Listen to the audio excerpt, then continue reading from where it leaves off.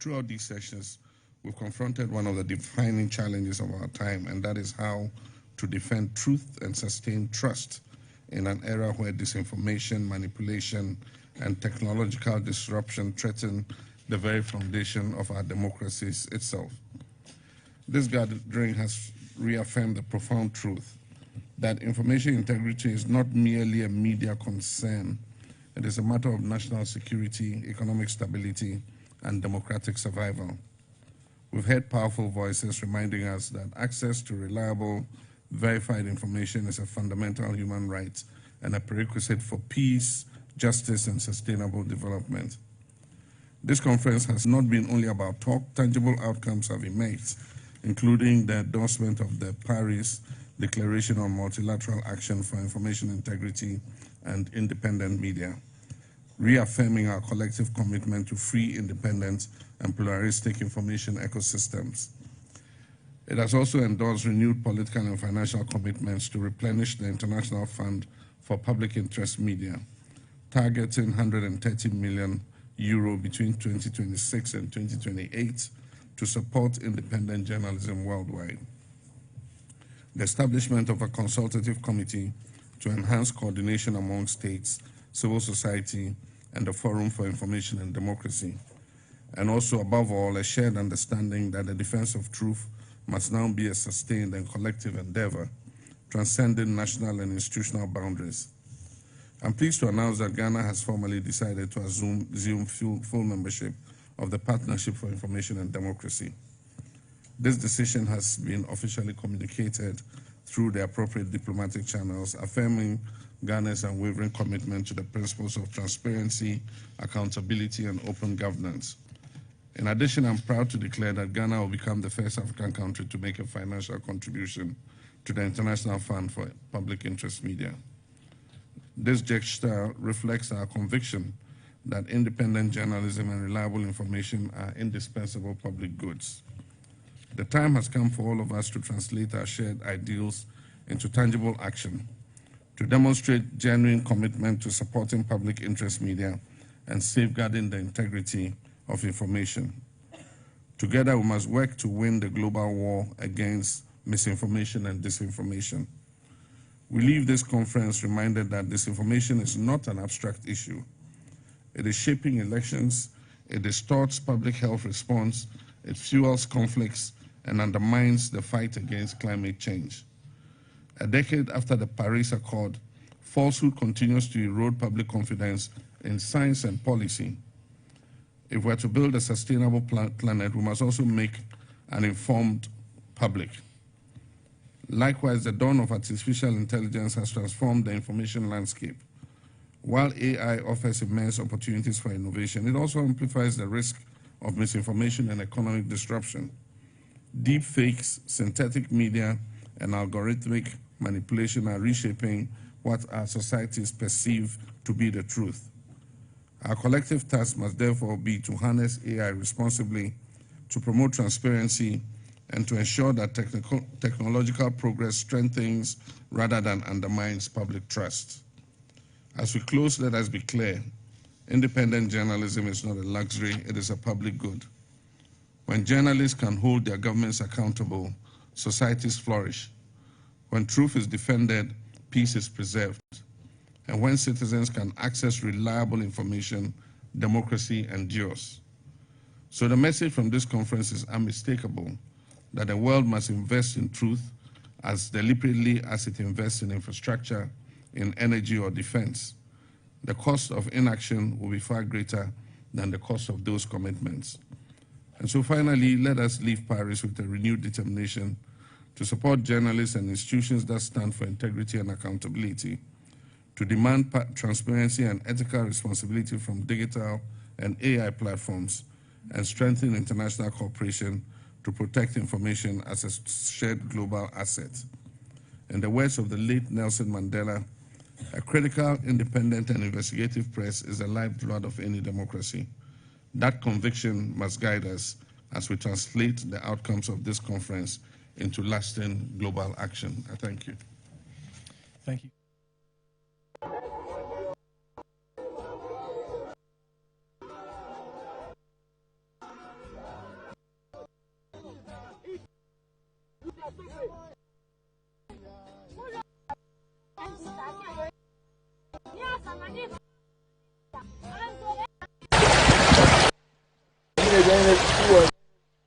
Your name, sir?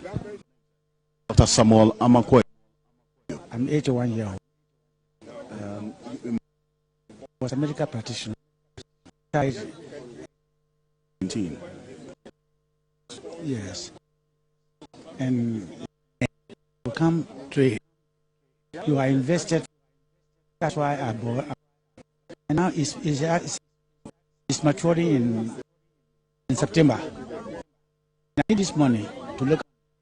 So very much for the opportunity. I think to start with, when we're looking at women in agribusiness, we need to consider the land tenure systems in our various jurisdictions, because most of the time the women do a lot of the heavy lifting, but when it comes to the fair wages, when it comes to the rights, they don't own the land, and therefore they can't even use it as collateral.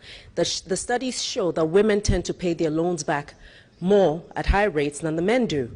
But the barriers to women getting loans, especially the so-called grassroots women, is the fact that they don't have collateral that they can actually use in order to avail of the loans, which basically means that the most vulnerable women end up being the ones who have the least amount of access to exactly the thing that we're trying to use to build them, which is the financing. In addition to that, I think that as we look at women in the cross-border issues with regards to the 90%, perhaps we should be looking at a situation where every country at the border posts should have a certain quota of female officers who are customs and immigration officers, to make sure that when women are coming through the border, there is that sense of added protection by the presence of other women there as well. And then, of course, on the more controversial reparations issue, I think that we shouldn't just look at the issue of slave trade as slave trade. We need to look at it as a conquest and people who are taken as prisoners of war. And if we can look at it through that lens, we may be seeing a different way in which we can approach this issue of reparations. Most of those countries, the US and the countries in the European Union and the EU, that built their countries, built it on the slavery, on the blood, on the toil of Africans who were taken against their will. They never had to sign unfair trade agreements. They never had to sign on to contracts that put them at a disadvantage. So when we're looking at reparations, let's look at it in kind as well. How can we have these people, in paying back, actually help us in terms of rebuilding our roads, setting up the infrastructure we need, whether it's the IT, whether it's electricity, power, all of the things that will make us leapfrog into the space that we really need to be, to give us a solid base on which to build everything else that we're talking about in terms of women's empowerment and support of economies. Thank you very much. And thank you. The next. Thank you. And in conclusion, I think that we should put financial value to what the women bring to the table. Too many women are working, they're paid, they're not paid, the work is not recognized. We must put a financial value on the unpaid labor of women on the continent in order to make sure that more women are empowered. Thank you very much. Economic policy and then the specific programs that the government wants to run. The big economic policy that is submitted just mentions these programs, that we'll do a 1 million coders program aimed at training 1 million people for digital skills. People will say here, a figure is put by it. The minister will show up at committee level to defend his whole budget is approved. It doesn't mean that the program document has been brought to Parliament or has even been published. So as at now, you have 11 programs and initiatives that this government has launched on various platforms, and ministers have been giving hundreds of millions of Ghana cedis ostensibly to go and execute them. I can take you through the list. 1 million coders program, the 24-hour economy program, the jobs export program, the Jumera program, the national apprenticeship program, the Tree for Life program. Many people don't even know about it. The Accra Reset program, the president launched it at the UN. The One Child, One Tree initiative. Then quite recently, they've launched the Ghana Infrastructure Plan, the free tertiary for persons with disabilities, and then the No Free Stress program. These are about 11 programs government has launched. And our argument is that not one of them has had the program document that tells you, so what is the target, what is the selection criteria, what is the results framework, what are the key performance indicators, so that you can exercise oversight. Even if not just by us members of parliament, you, the media, do you know the details? Do civil society members know the details? Does the general public know? How does even an ordinary person know and access? So it's important that the program documents are properly laid before Parliament so that the work of oversight can start. My intelligence suggests that it's even been discussed at Cabinet, and the President has instructed that the minister should bring the program documents to Parliament. So I think it's important. We don't need to run away from it. The program documents need to come so that now Parliament is seized with it, and then oversight can start. To say that what we are seeing appears to be a draft and that they want to consult on that draft. From what I have seen as a former information minister, this draft is dangerous, though it's not surprising. And let me explain why it's not surprising. It's not surprising because I think the president first announced it, that they are going to use the national security apparatus to go after people who make comments on social media that they consider, for whatever reason, whether it's under hate speech or it's under whatever, they consider it unfavorable. They're going to search for your IP addresses and then get the security apparatus to go after you. The president himself said it. So it's not surprising that his minister is now following up with a draft bill with such wild provisions in there. What is dangerous about it is that over the last set of decades, various countries have been moving away from criminalizing speech.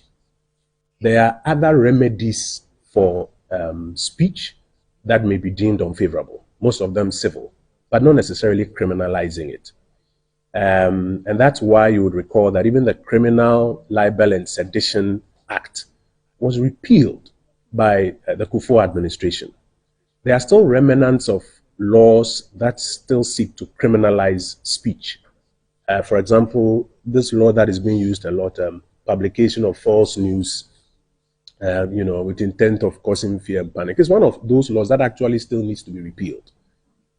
Instead of repealing that to advance, democratic freedoms, the government is now seeking through this draft that it wants to consult on to enact legislation that will now even ensure that when you put up a comment in your chat groups and they find it offensive according to their criteria, you could go to jail. And I think it's a very dangerous, encroachment into the area of free speech. The government needs to tread cautiously. I'm hopeful that when the consultations start, the government will see wisdom in backtracking and ensuring that instead of rather seeking to further criminalize speech, even the remnant laws on criminalization of speech should be repealed. The biggest deception ever perpetrated against the people of this country is the issue of digitalization about what we preach. Nipa omonte digitalization sector national and na wetin you too futuro go money, and that is why we be associated Bawumia with digitalization. Either than that, Bawumia knows nothing about digitalization, and digitalization knows nothing about Bawumia. Bawumia de Ghana card. Na Ghana card say digitalization. Ghana card. NIA, National Identification Authority na Kufuor na NIA. That time Bawumia no nya PPID card kra. Kufuor na start NIA. NIA die no NDC ni see. Ken Atefua NIA penyina ko parliament akoka said by 2016 na Ghana card ya registration in the millions. Ya printed cards, thousands of them in the millions. Wama data ni nyina. Yes, system you procure from margins for Ghana card procurement. And non buying we buy or mobile year mu. Emo mu say ebeboa. The same system. I'm Hamad Dijo Ghana card. The same system, not a different system. A system that we have procured and done the factory acceptance test. So I would have read a report to you. And see, how can he even claim credit for that? Digitalization, right? Online passport application. Go and watch the GTV story. Hannah Tete launched online passport application in 2016. The digitalization and the COVID-19 app, which was Chop CKD. The app never worked. Chronofita, COVID-19 app never worked. The app or Ghana Post GPS, when who uses one now or use Ghana Post GPS for navigation. Google Aboka a GPS for the whole world. Ghana near for their GPS system. At the I know we're localizing as an application for as GPS. It will Google Play Store, it will Apple App Store, will be able to download you for free. Based on Google for GPS or my MPP aba. Now the same as GPS, you know. You are changing color not from orange and white. You are in blue and white and red. You say a Ghana Post GPS, $2.5 million. I said this, they sue me in court for defamation. I won the case against them. The most useless thing. I had the Ghana Sikai.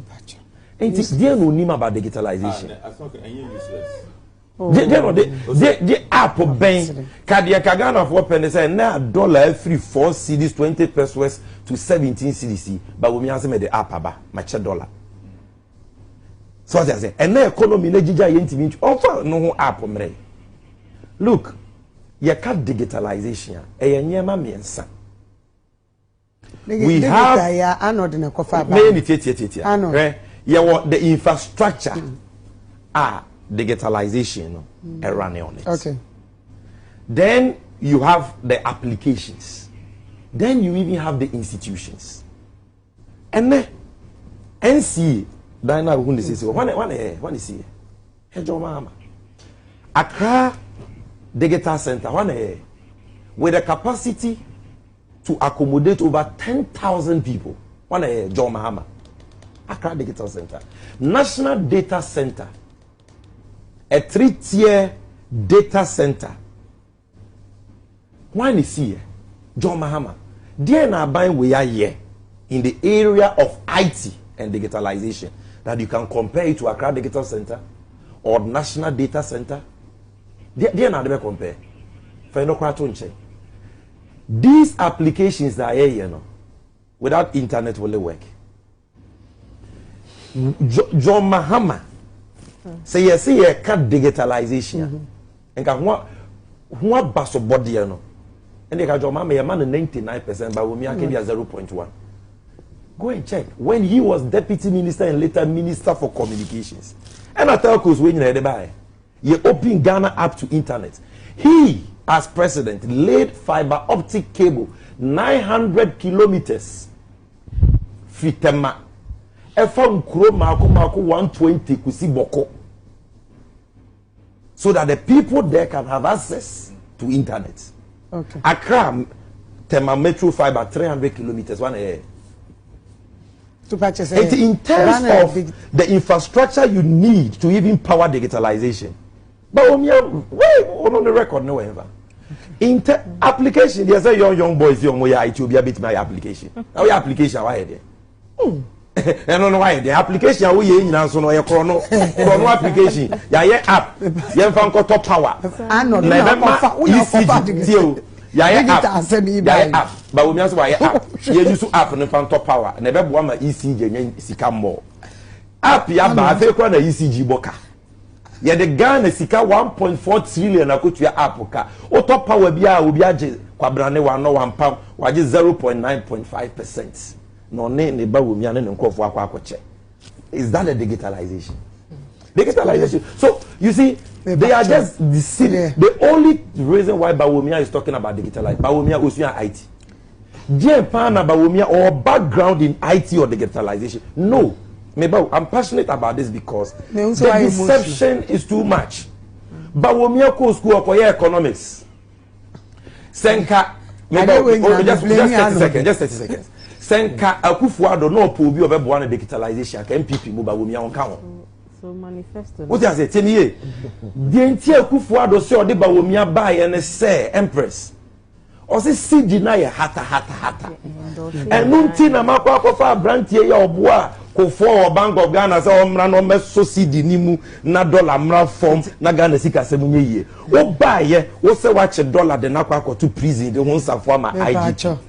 And dollar gu wani mu ase. E say but we economy adane hara on kesika sembiem. Is an idea. There be ya usunity. Ya mebo aka kire. I don't think so. You want to hear? No, I want to hear your answer. Did Bawumia campaign on digitalization? Tell me one thing Bawumia said in opposition about digitalization. It has now become a small screen, a convenient excuse. Because economy no was sell as chairman of the economic management.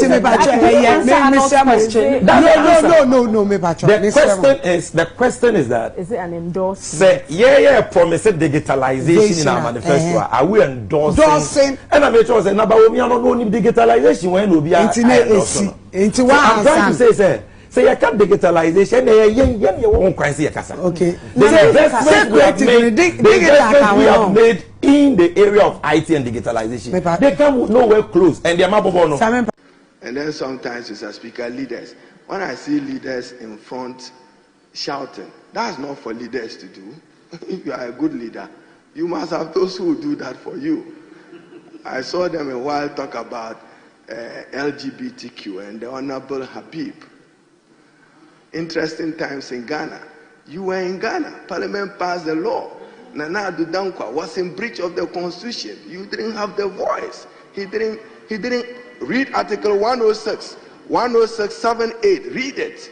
He was in breach. If Parliament gives a bill to the president and he can assent or not assent, the constitution provides what he should do. Did you do that? Then you allow it to lapse. Then today we are discussing the same matter. I heard the leader talk about there was no administrative error, but there was a constitutional error. The constitution is elaborate. What do you do? It's not to say that President Akufo-Addo can't disagree with Parliament, but if he disagrees, convey it back to Parliament that I disagree with you and this is my reasoning. I will not do it because of this reason. We should pass it. Or I simply would have ended by saying, why didn't you pass it? But it will be passed. Thank you. There was nothing administratively in error. I dare say for the records. You force LGBT on the throat of the Akufo-Addo government. Today, you don't want LGBT. You would want it. Mube pepa. Mube pepa papa. You use it to win election. Now, when your stakeholders, the international community is warning you, you want to run away. Run to where? You now see governance. You are in the kitchen, you see the heat. I was there. We will plead with you. Let's manage this situation. You say no. Remember that hot afternoon? Agboja, as a chief whip. You remember that hot afternoon? When you suffocated me with third reading. You are laughing. Mr. Speaker, this bill. What is the meaning of what you said? Mr. Speaker.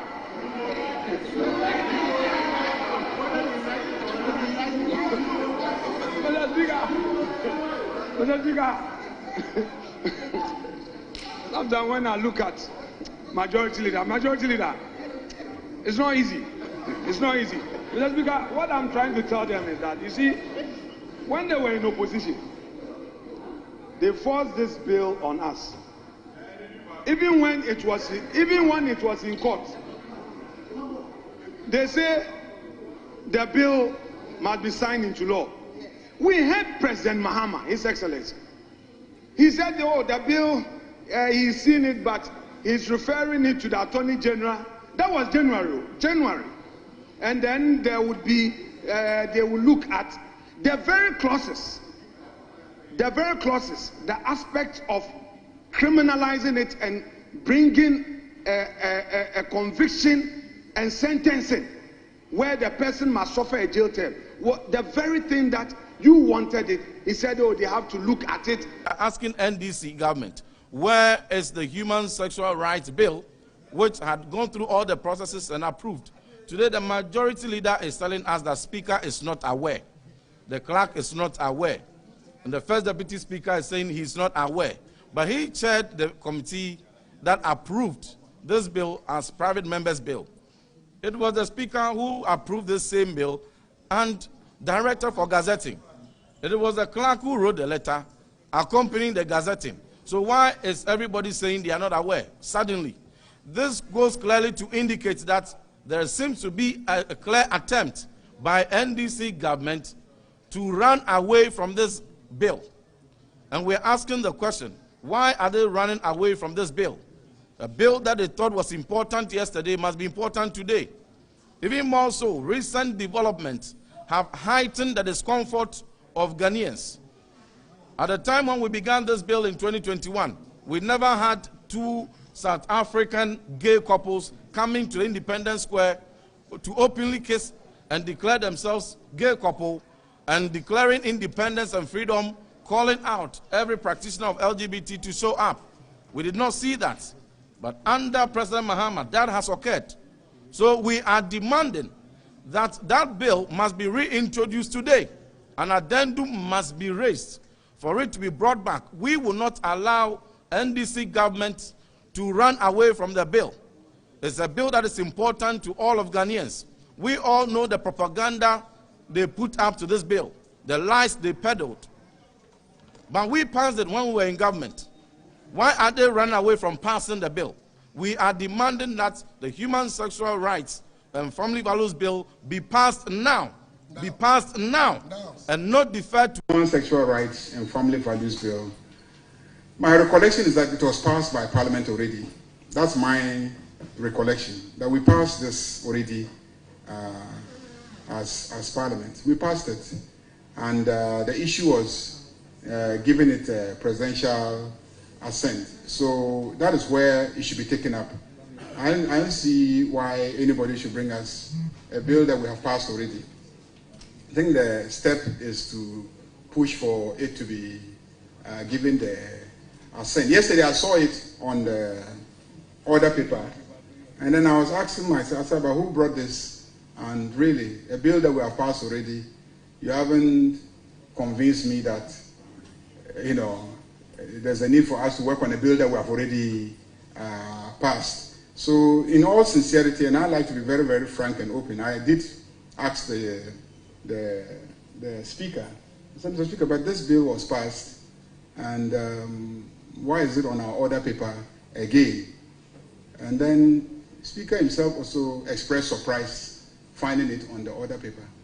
And I recall we invited the clerk. The speaker invited the clerk in my presence and asked the clerks, how did this bill find its way advertised on the order paper? Because he too didn't know how it got on the order paper. I mean, I like to be very, very transparent. If the clerk, I wish he were here, I would have said in his presence, yesterday this thing happened. I saw it, I was like, this bill, what is it doing here? We passed it already. Why are we being invited to consider it again? And so that is the, so the only one that indeed yesterday Speaker and I agreed should attract our attention is the one brought by Honorable Patricia Ajay. She is here. Honorable members, this language was proposed by me as the chairman of the Constitutional and Legal Committee. Initially, our laws were not passed that way. But the 1992 Constitution is clear in its rendition. We had to debate this as to how to couch the intro, or what we call the preamble of the bills. The preamble of the bills, which legally is termed the enacting formula of bills. There was a debate chaired by the then Speaker, D.F. Anang, and I had to propose this, and everybody was convinced, and it's been adopted since then. And that's why you have it, we will say, passed by the Parliament of Ghana and assented to by the President. That was not the enacting formula. And I think it has worked for us. So please, hold your peace. It will come sooner than later. Civil society is getting restless again, but I want to assure them that they know my passion in this matter. And I want to get it properly passed so that implementation becomes easier. There are a few things that our attention has been drawn to, which we will work on together here, so that when we pass the bill, it's a bill that is accepted by all, and we will definitely obey the prescriptions of the bill. So please, I thank you all for your contributions. Government is broke, government is broke. The people are spending billions to go inside the government that is broke.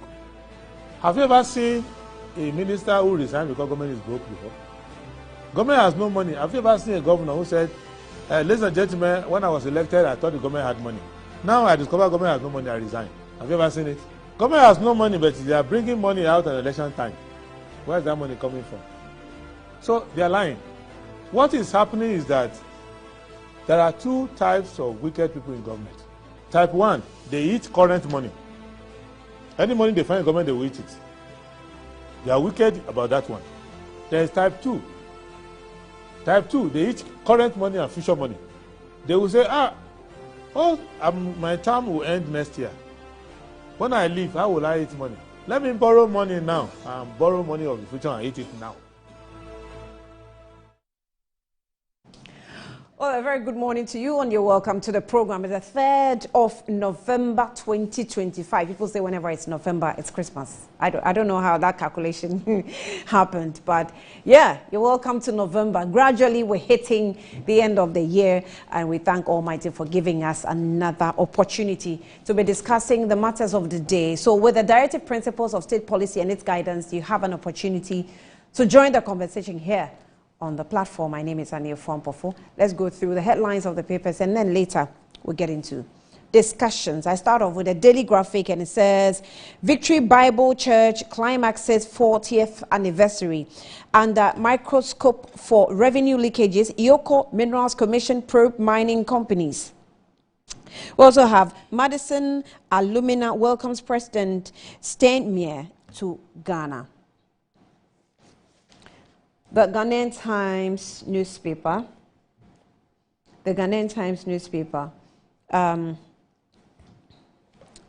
Former Bogoso Prestia mine workers demand of entitlements.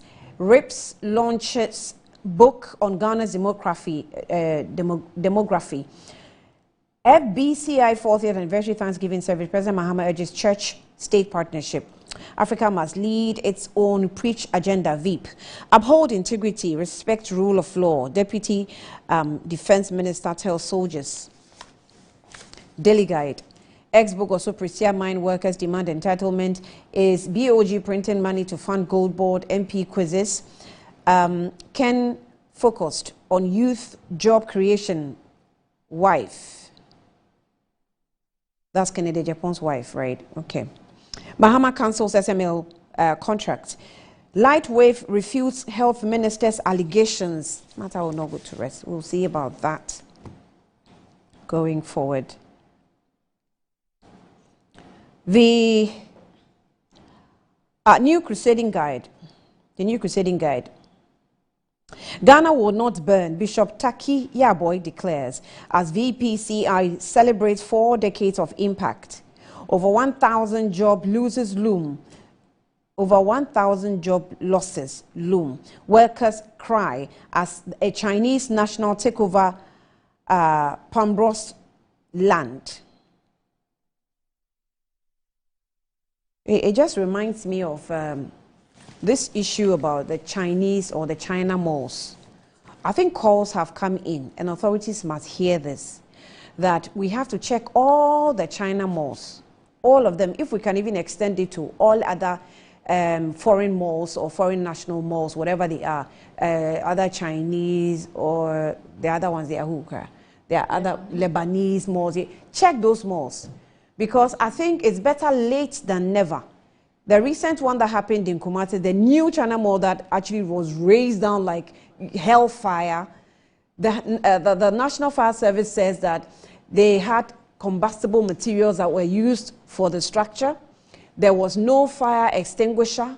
And if you watch the exit point when the fire broke out. There's no emergency exits. It was just about one exit or some 2 exits. There were no emergency exits. So we were wondering what quality checks were put in place before the opening of the mall. We're better off saving lives and being unemployed than being employed and murdering ourselves. If anybody died in that fire, it would have been our own fault, because, I mean, what was the quality assurance?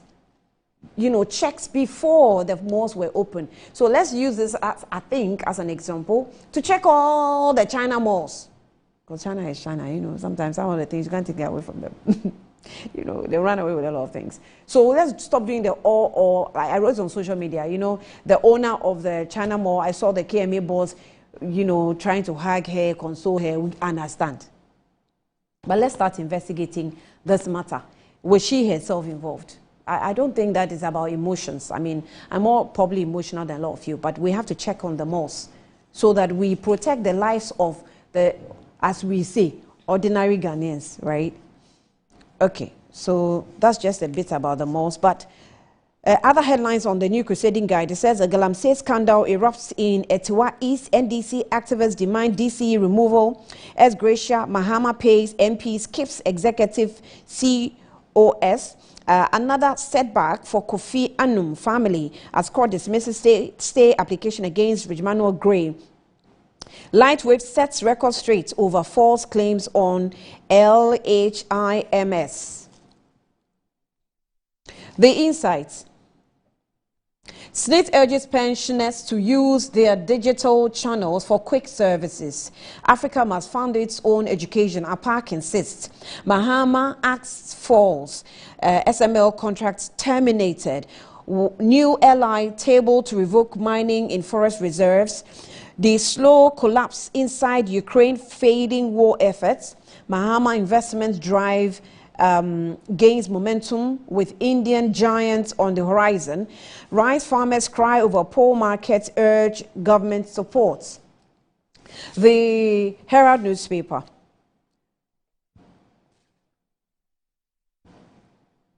"90 years, Sam Okujeto, daughter, law firm flee forged will and the valued property scandal." They flee. Cabinet reverses partisan renaming of public universities. Akufo-Addo breaks NPP unity bread with Bawumia, Ejapong, others. And then we also have Ashimon pushes roads minister for action on Adentan Road, poor roads. Mahama promises Western region safer roads and better health care. NPA promotes LPG as safer, cleaner alternative to traditional fuels. The Herald newspaper. 94 million fraud. 94 million fraud case catches up with Kevin Ochre in Dubai, faces extradition to UK as Ghana's Yoko and CID foot dragging ends. Yoko actually released a statement on this. I think we'll capture that later. But 400 Boko Prestige mine workers rage at Dufour's company, cites deceit and unpaid benefits. Father of Bema Camp pharmacy assault victim named. Newmont opens $900 million Ahafo North gold mine, pushes for fair, stable tax policies. Volta region holds billions untapped resources. Forum hears. The Ghanaian publisher. Chinese takeover puts 1,000 Pambros jobs at risk. I came to serve, not enrich myself. Dr. Bawumia. S. Gracia, Mahama pays MP, snubs others. Bishop Takia Boy, God's hand is on Ghana. The top right corner says that SNIT seeks partners to revamp hotels. The custodian, Mahama pays MPs as Gracia, snubs Akufo-Addo's ministers. Over 1,000 to lose jobs as Chinese investor snatches Pambros land. Bawumia grabbed 14 regions in NPP 2028 race. Ghana will not burn. Bishop Takia Boy to profits.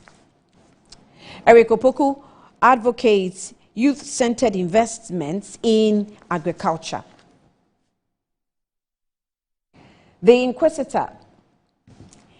Finally, ECG traces containers over 1,000 retrieved from port to warehouse. Titus Grover named in Dodowa land arm twisting. Alex Dade relishes Africa global business giants. NPA gets wild over illicit fuel trade.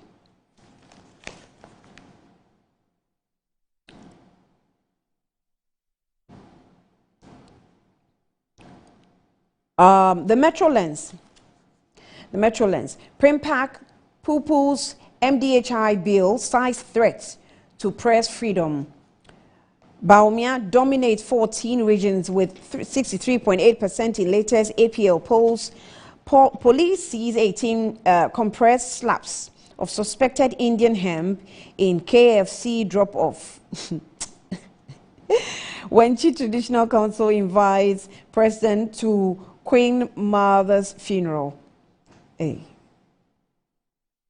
The Daily Statesman, Effie and Associates join Africa Law Practice International. Mahama snubs RTI request on Article 71 emoluments. Bishop Takiya Boy cautions against doom prophecies. My husband is for job creation. Mrs. Christiana Japon tells MPP delegates. APL survey puts Baumia ahead of other MPP aspirants. Kronti mediates in Odan MP MC Rao. Bishop, okay, I've read the Bishop story. Daily Post. Mahama calls for a new global order at the Paris Peace Forum. Bebu to petition for removal of Kisi Ajabing as special prosecutor if. And then the German President Frank-Walter Steinmeier arrives in Ghana for a 3-day state visit. These all these presidents that are arriving and arriving. What do they want? They've come for what? Business and Financial Times, you are hearing voices. They are in the studio. I will introduce them pretty shortly. Business and Financial Times says that 22.6 billion Ghana cedis in tax revenue lost to phantom imports over 5 years. Amansia Rural Bank ports impressive operational performance. That's also captured on the front page. We have Apollonia City, First National Bank forged landmark partnership. And the Economy Times, bank's profits jumps near 50% amidst all-time low private sector credit to GDP gap. Ghana plans to link intra-African debit card with mobile money. Ghana is first African nation to contribute to IFPIM. Mahama promises local media fund. Well, that's it for the headlines. Let's now, capture what's also on the website. We'll be back shortly.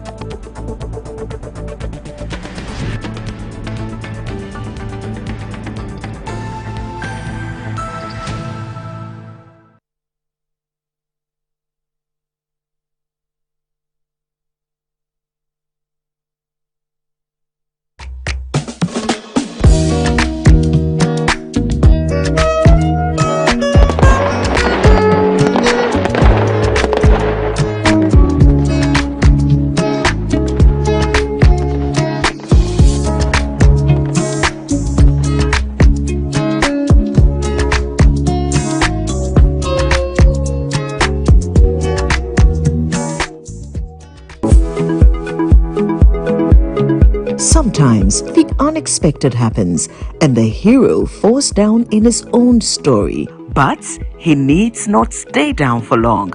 Cosmopolitan Health Insurance is your trusted health partner.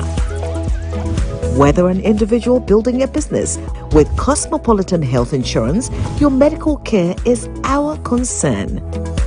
For the best health insurance solutions for corporate institutions, groups and associations, families and individuals, choose Cosmopolitan Health Insurance from our over 700 accredited health service providers nationwide. Call us on 0302 540 668 or 0501 678 547 for all your health insurance solutions.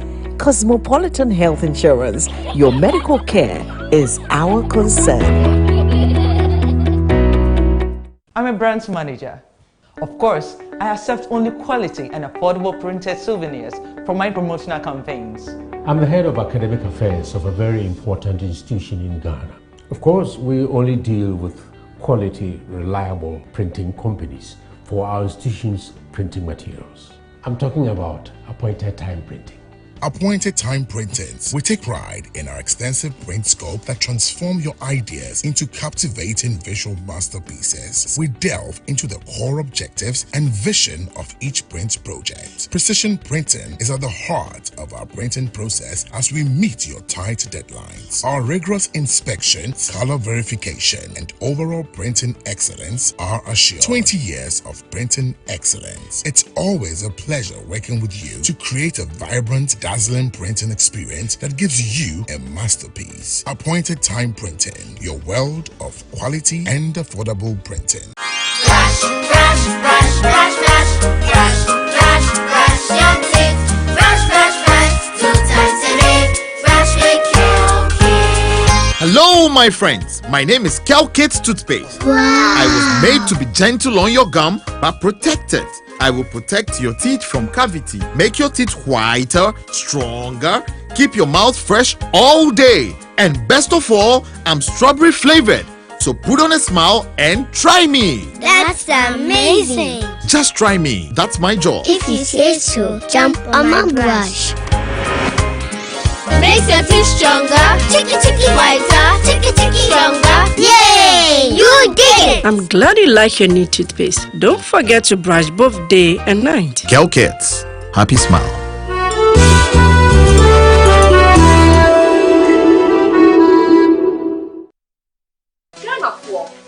Chia winning Nara, me ding at the baby dapa, me dear strong cocran ebremo. Now did what you animal would be an egg, Japan, me de bremo. And no any summer spices. Summer spices in here, and wow, no mebreo, various flavors. Upenya a yakko, Upenya name tree, you do good jollof woman and we yet dead. Upenya you do quam, you do for you, hot knuckle pibito, na Emma with Gianni, and yet dead. When you mean ya, young con your company now for Eka.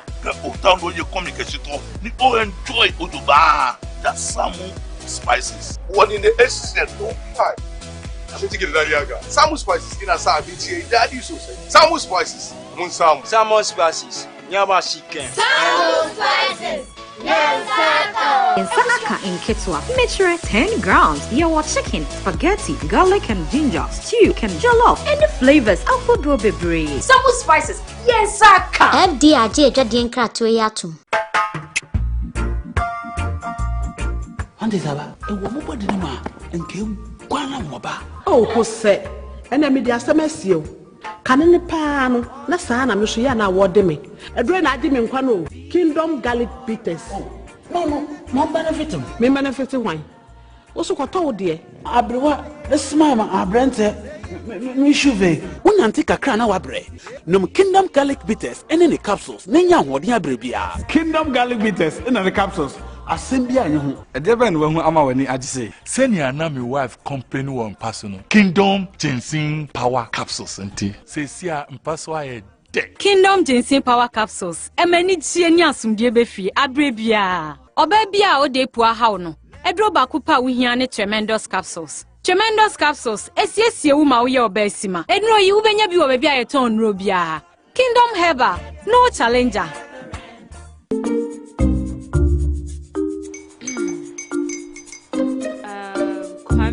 uncle are almost here.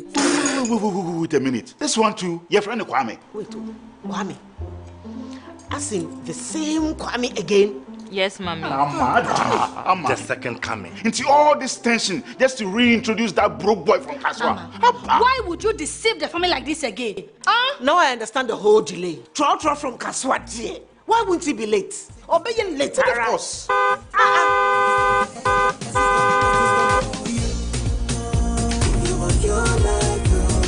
Star 712 hash, star 712 hash. You go be the luckiest. Go be from Georgia, be luckiest. From not the block, she be luckiest. Yeah, you go be luckiest. No matter why you're lucky, everybody go be the luckiest. God, Kwame! Send your God up boom. If you put it toy, so would the coming of the Son of Man be. Is that his car? Ha! Even now, your shadow the way designer. I use my own mouth to reject him. Oh, this is my mouth. Look at that. Kwame, my son. Now, tell me the truth.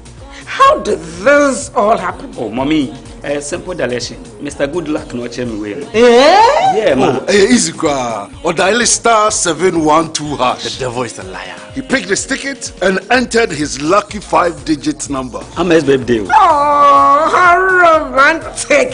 And he followed the prompt, yes. And then boom, confirmation test. One quick, pick 5 numbers for me, okay? I'm feeling like 7.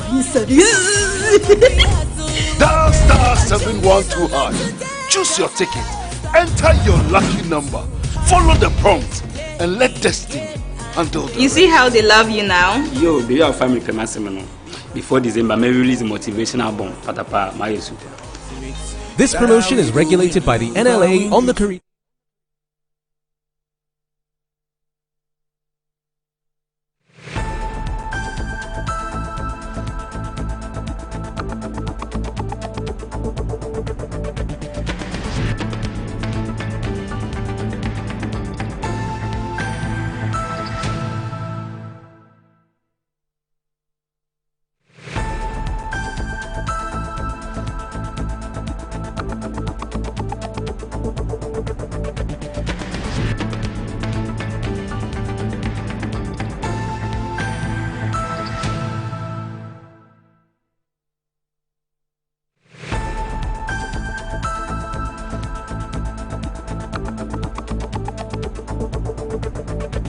We say internal auditing is the control over all the controls. That is, they have the statutory duty to ensure that all the controls are working as expected so that money will be used for the intended purposes and in line with the regulations. So we must change or amend the Internal Audit Act. Prof, being a good man, would like to use his internal auditor as a check on himself. Many spending officers or principal spending officers will not allow that. So we need to amend the law, take the internal auditors out of the domain or control of the principal spending officer, which is the best practice internationally, so that they can be a good check, because they are in there before the Auditor General commences his audit. The expenditure will have been incurred several months, if not years ago. So the internal auditor is there timely to at times not even recover, but to prevent the occurrence of that wrongful act. Throughout these sessions, we've confronted one of the defining challenges of our time, and that is how to defend truth and sustain trust in an era where disinformation, manipulation, and technological disruption threaten the very foundation of our democracies itself. This gathering has reaffirmed the profound truth that information integrity. And Speaker, I say this without any particular reference to any of the side. Indeed, the public out there is unaware as to who is NDC, who is MPP. To most of them, Ghanaian MPs are MPs. And indeed, Speaker, there is a data equally making the round in the media as to the list of MPs who have repeatedly absented themselves from proceedings of the House. Indeed, this does not augur well with all of us, and I want us to look at it in totality. And if leadership on both sides of the aisle will agree, I would like to appeal to the chairman of the business committee that adequate provisions be made so that as MPs at the committee of the whole, we could look at this issue very well. Speaker, I think that the only silver lining over here has to do with the good news, and I want to use the opportunity to congratulate you, because equally in the media is the news that you've been appointed a member of a team that is supposed to negotiate peace between Russia and Ukraine. Speaker, this is another feat you have struck at the global level. I will therefore appeal to the table office to intensify their checks, Mr. Speaker, on MPs who will be in committee meetings, MPs who will be in committee engagement outside the country, MPs who will be having parliamentary delegation, who will be in the delegation, so that they will not be marked absent. We spent some time on this matter, and we explain it to all of you, including the staff, that if you are at such committee meetings, a report should be submitted to a table office for them to capture it. The same for those delegations who are outside the country. Definitely, the Speaker will have to give permission. We give approval for them to go, unless it's on a private matter, you're going on private business. And so all that should be communicated to the table office. So we are taking all that into consideration. You should place a lot of premium on the sittings and be physically present here. If it's a virtual sitting, it will be so declared, and we've had virtual sittings before.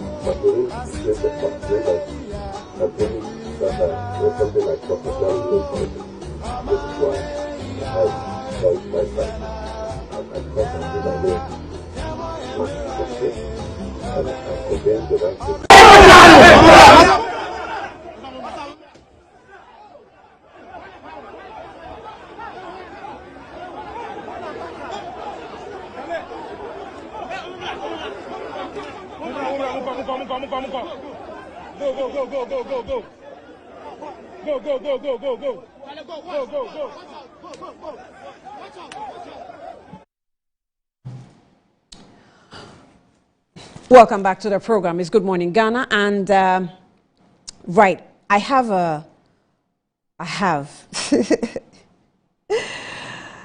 just had a message that threw me off. I have Hajia Rabi Salifu, the woman that took a break for many reasons. Some good, some bad, some sad. I mean, whatever it is, we're grateful that she's back in the studio. I'm sure this time for good. Hajia Rabi Salifu is a member of the MPP and also a member, Deputy Communications Director for the MPP. Hajia, you're welcome. Very welcome. Thank you, Annie. Good morning to you. Good morning. Thank you for coming. Yes, thank you for having me as well. And my condolences to you. Yes. First time seeing you after the loss of your mom. Yes. And then I wish to say thank you to all the people who actually held us down. Myself and the family are really very grateful. I can't mention names because if I start, I won't finish. But of course, leadership of my party, President Nana Addo Dankwa Akufo-Addo, Alhaji Dr. Mahmoud Bawumia, and of course, from the other side, Honorable MP for Tamale South. Alhaji Haruna Idris. Yes, he was also very useful to us. He came. A lot of people came, my colleagues from the media and all from school, from work. Everybody did what they had to do for us. And we are really very grateful. To Puya Pam, the Mukairashim Ma, Abindo Kukamuno Duka Mungodi, Allah Yaramashima, Kuma Allah Yabia Kowa do Kowa. And to it, I'm saying how they supported us during our mother's demise would never be taken for granted, and we are very grateful to them. And as well, may our mother's soul rest in peace. Yeah. So it's really been a long break, but I wasn't too far away from you. No. Because I actually was watching closely how the conversation was going, and I was really getting more. How I was being fair and unfair. In some cases, I'll sit and say, but what is Annie doing? Is she against us or something? And in other cases, too, I'll say, okay, now Annie is trying to be objective. So it depends, yes. It depends on what lens I would wear on what topic or conversation you are having. But generally, yes, I have been following and everything is on well. Also on the party side, yes, you know, we are on the ground. We are doing other activities that would keep the party going. And basically, I would tell every Ghanaian watching us this morning that, look, we lost. We have learned. Do hold on. And we'll regroup and come. Fantastic. Hold on. We need to do this. I'm sure most of you have followed up a story that broke from Nigeria involving a young girl who was defiled and eventually died from the whole, activity. A lot of their, what's it called? Celebrities and all that have come, send their condolences to the family, and they're expressing their rage about the whole thing, and they're calling on government to intervene for justice for the late young girl who has passed. She was actually defiled by both the father, a father and a son. Yeah, I know that story. You know the story. Yeah. Now, a similar thing has happened in Ghana. I want to deal with that story before we go into other national issues, because I think we need to do something in protecting the young girls. We can understand that we want young girls to come out. We can understand that we want to build them, want to encourage them, we want them to partake in the fight for life, for survival. There is a story that has been filed by a journalist colleague of mine. He's called Moses Apia, in the Upper East region, in the Boko areas. And he works with A1 Radio. I'll play the story later for you to see. But Moses has joined me via phone to give us a brief of what the story, the whole incident is about. So let's take a listen to him, and then we will come back into the studio. Moses, thank you for your time. Good morning to you. Good morning. Hello, Moses. Yeah, good morning. Okay, can you speak up for me? Can you speak up for me? Good morning. Good nice. morning. Good morning to you. you. Can hear me now. Right. Yes. I can hear you. So I have seen the story you have sent to me. I've gone through it. Just for the purposes of viewers to appreciate what this is about. Tell me what the story is about. It involves a 4-year-old girl and a 7-year-old girl. What is the story about? Yes, these girls are siblings. The 7 is the oldest and the 4-year-old is the youngest. And these girls, upon closing school, they were on their way to the house, and this gentleman, known as Sulefonko, called them to come and help him pick some sweet, because this gentleman is selling sweets at a nearby school where the eldest is attending. So this gentleman, 47-year-old, called these young girls to come and assist him to take some of his products inside the container. And when these girls went to assist, the man took advantage of them and have intercourse with them, and after which he washed them and asked them to go home, giving them biscuits and warning them that they shouldn't tell anyone, because if they do, he will kill them. So they went home. They didn't tell their mother, But the little one, 4 years old, the following morning couldn't walk. So the mother now asked what happened. And according to the little girl, they didn't want to tell. So the mother now pressured that if they don't tell, she will put pepper inside where they are saying that it's paining. So the little girl now opened up that Uncle Sulefonko did that to them. Then the elder one, which is 7. The man as Uncle what? Uncle Sule. Sule. Yes. Okay. Sule. Uncle Sule did that to them.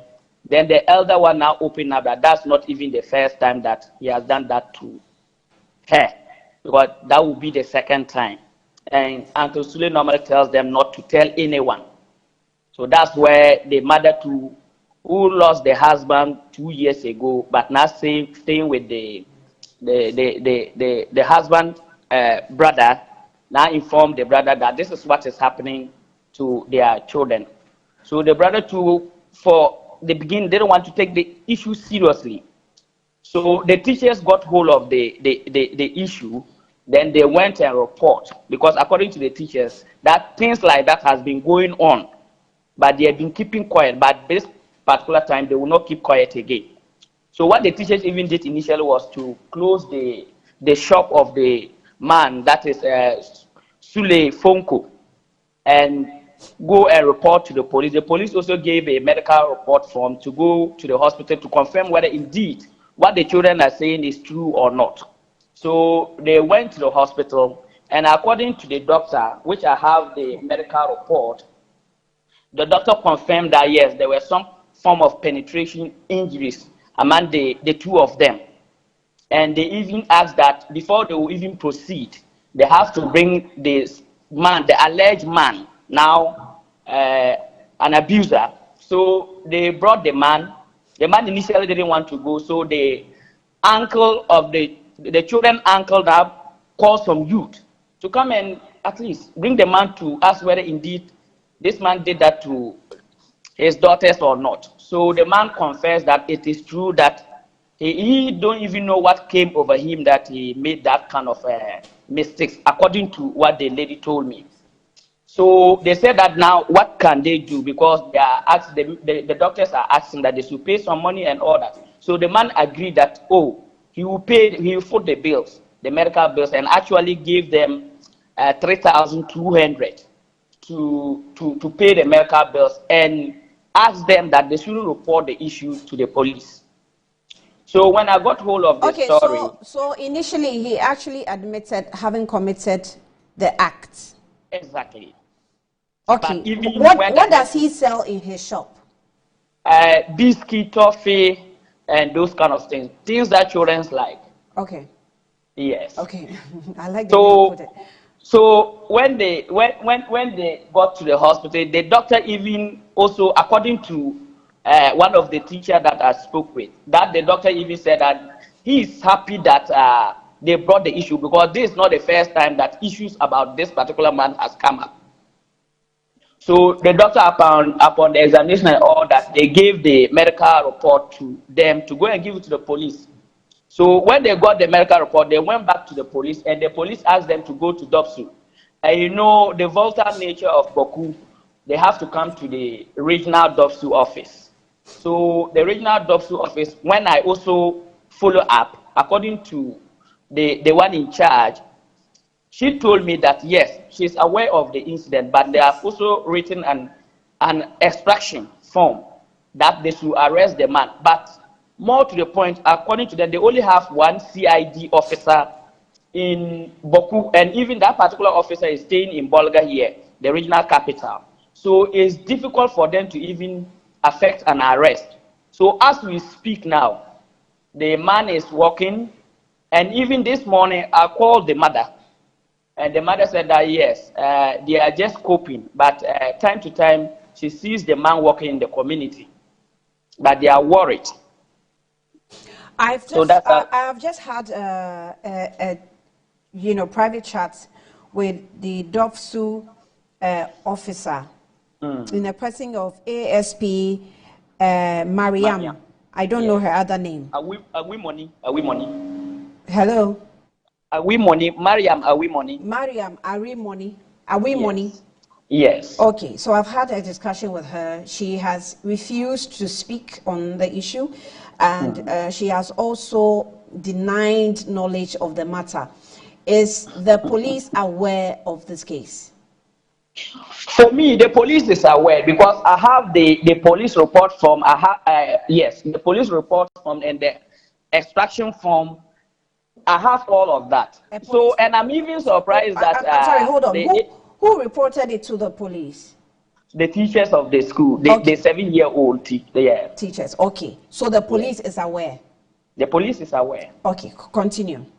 And I'm surprised that ASP Mariam is saying that she is not aware because the very day I came to her office to interact with her regarding this particular issue, she even opened up to me that there's even a similar case that has happened in one of the districts, that is Talisi district.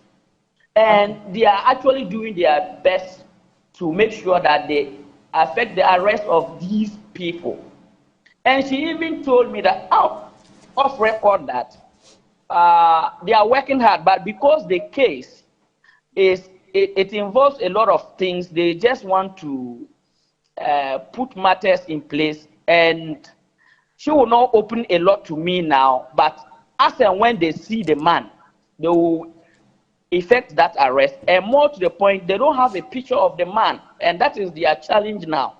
But their lack of staff, because of the volatile nature of Boku, they don't have staff that will go and monitor and effect that arrest. But Moses, this man is called Uncle Sule. I'm sure that is a pet name everybody calls him. Yeah, his full name is Sule Fonko. His full name is what? Sule Fonko. Sule Fonko. Sule Fonko. Fonko, yes. And he owns a shop. Exactly. And the police is saying they don't have a picture of him, so they can't find him. Exactly, that's what they are telling me.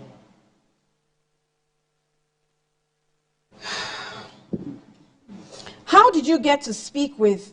I'm having chills. It's not easy. How did you report the issue to the Boko Municipal and also the Gender Department? So the Gender Department, when I got hold of this story, I quickly called the Regional Gender Department, that is James Twiney.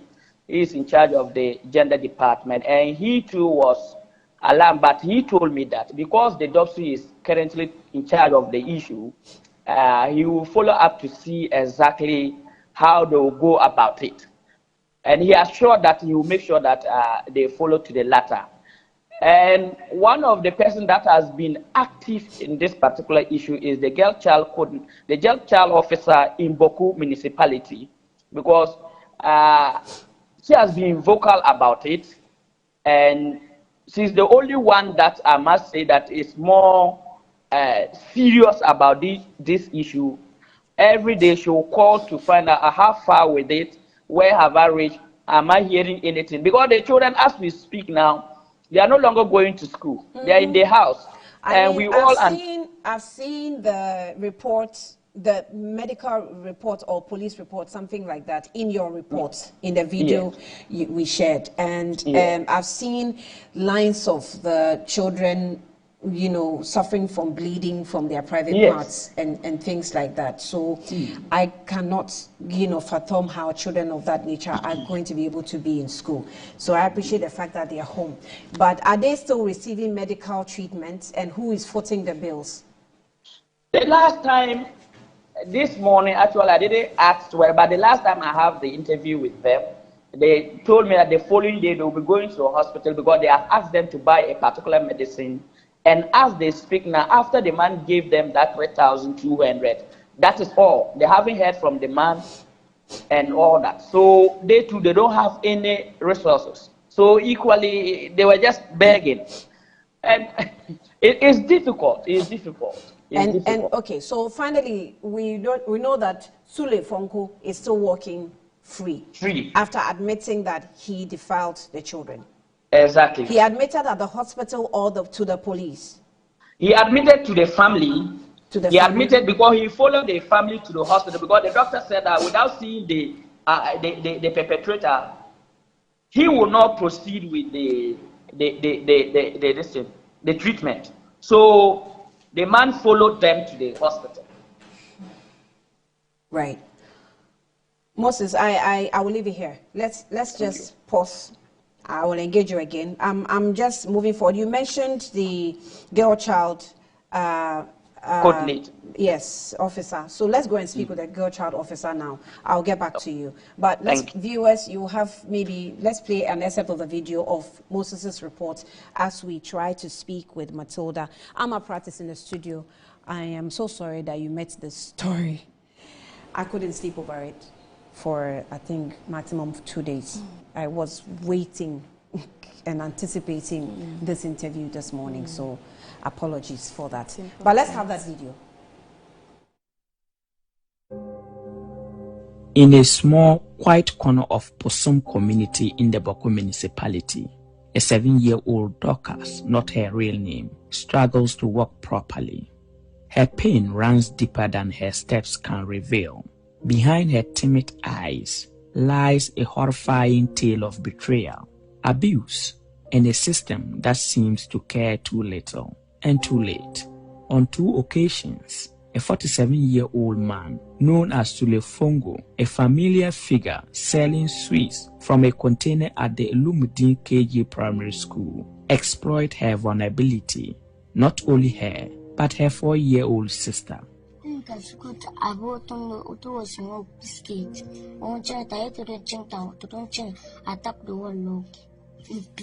We closed from school and he asked us to come and help him collect his biscuits. When we got there, he asked us to enter with him inside. We did, and he closed the door, removed our underwear, and also removed his as well. He put his thing inside ours and asked us to go to the mosque and wash ourselves. He told us not to tell anyone, but my younger sister was the one who said it. She was complaining that her hair is paining, and so they told us if we don't tell the truth, they will put pepper in us. So we said it's Sule. Is that the first time that you have done that to them, or he has been doing that? It's the second time. He lured them with promises of trees, only to threaten them with a knife after defiling them. Afterwards, he washed them, handed them with biscuits, and sent them home as if nothing had happened. The following morning, Dorcas' sister, Rita, not her real name, who is 4 years old,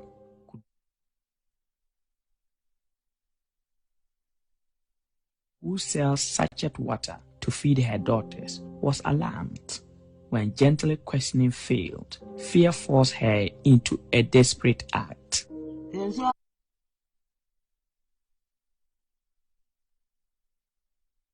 So the story goes on. I mean, at every minute, whatever you hear is important, very salient, detailed story.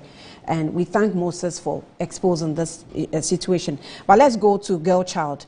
Matilda Aboga is an officer with a girl child in Boko municipality. So, Matilda, we're so grateful that you agreed to speak with us on this issue. Good morning to you. Welcome to Good Morning Ghana. Good morning. Right.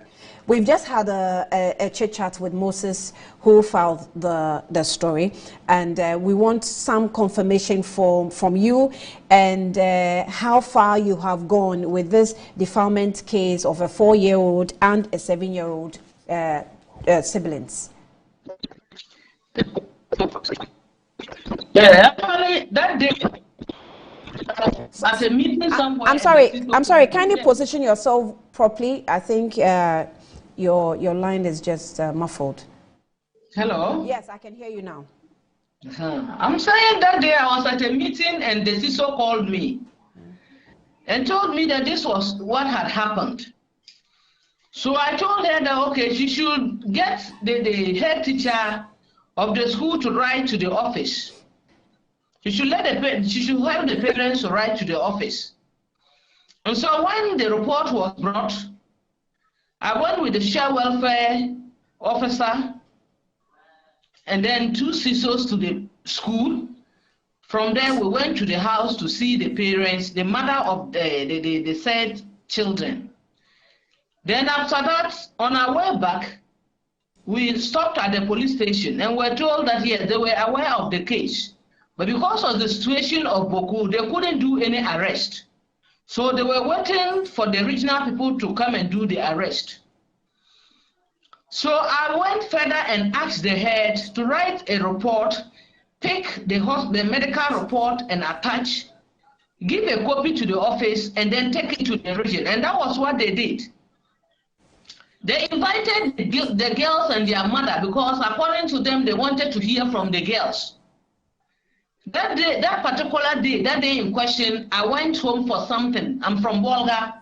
And on my way back, we came in the same vehicle. So as at now, we don't know. They are saying that the man is at large. We don't know what is happening. Because what we can do is what we can. Okay, outside school hours, we have little to say. But we are pushing the child welfare to see how she can handle this case. So we thought that as at now, this man would have been behind bars. But, well, they are saying that the man, they don't know where he is. And they are not able to get him. So that is what, for now, we can do as GES. My regional girl child officer is aware of it. Hello? So, yes. Okay.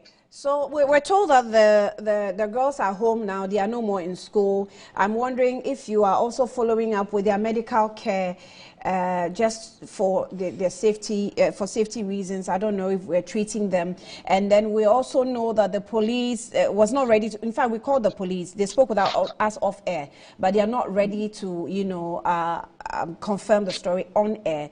So we let it be. However, what are we doing, you know, on that score?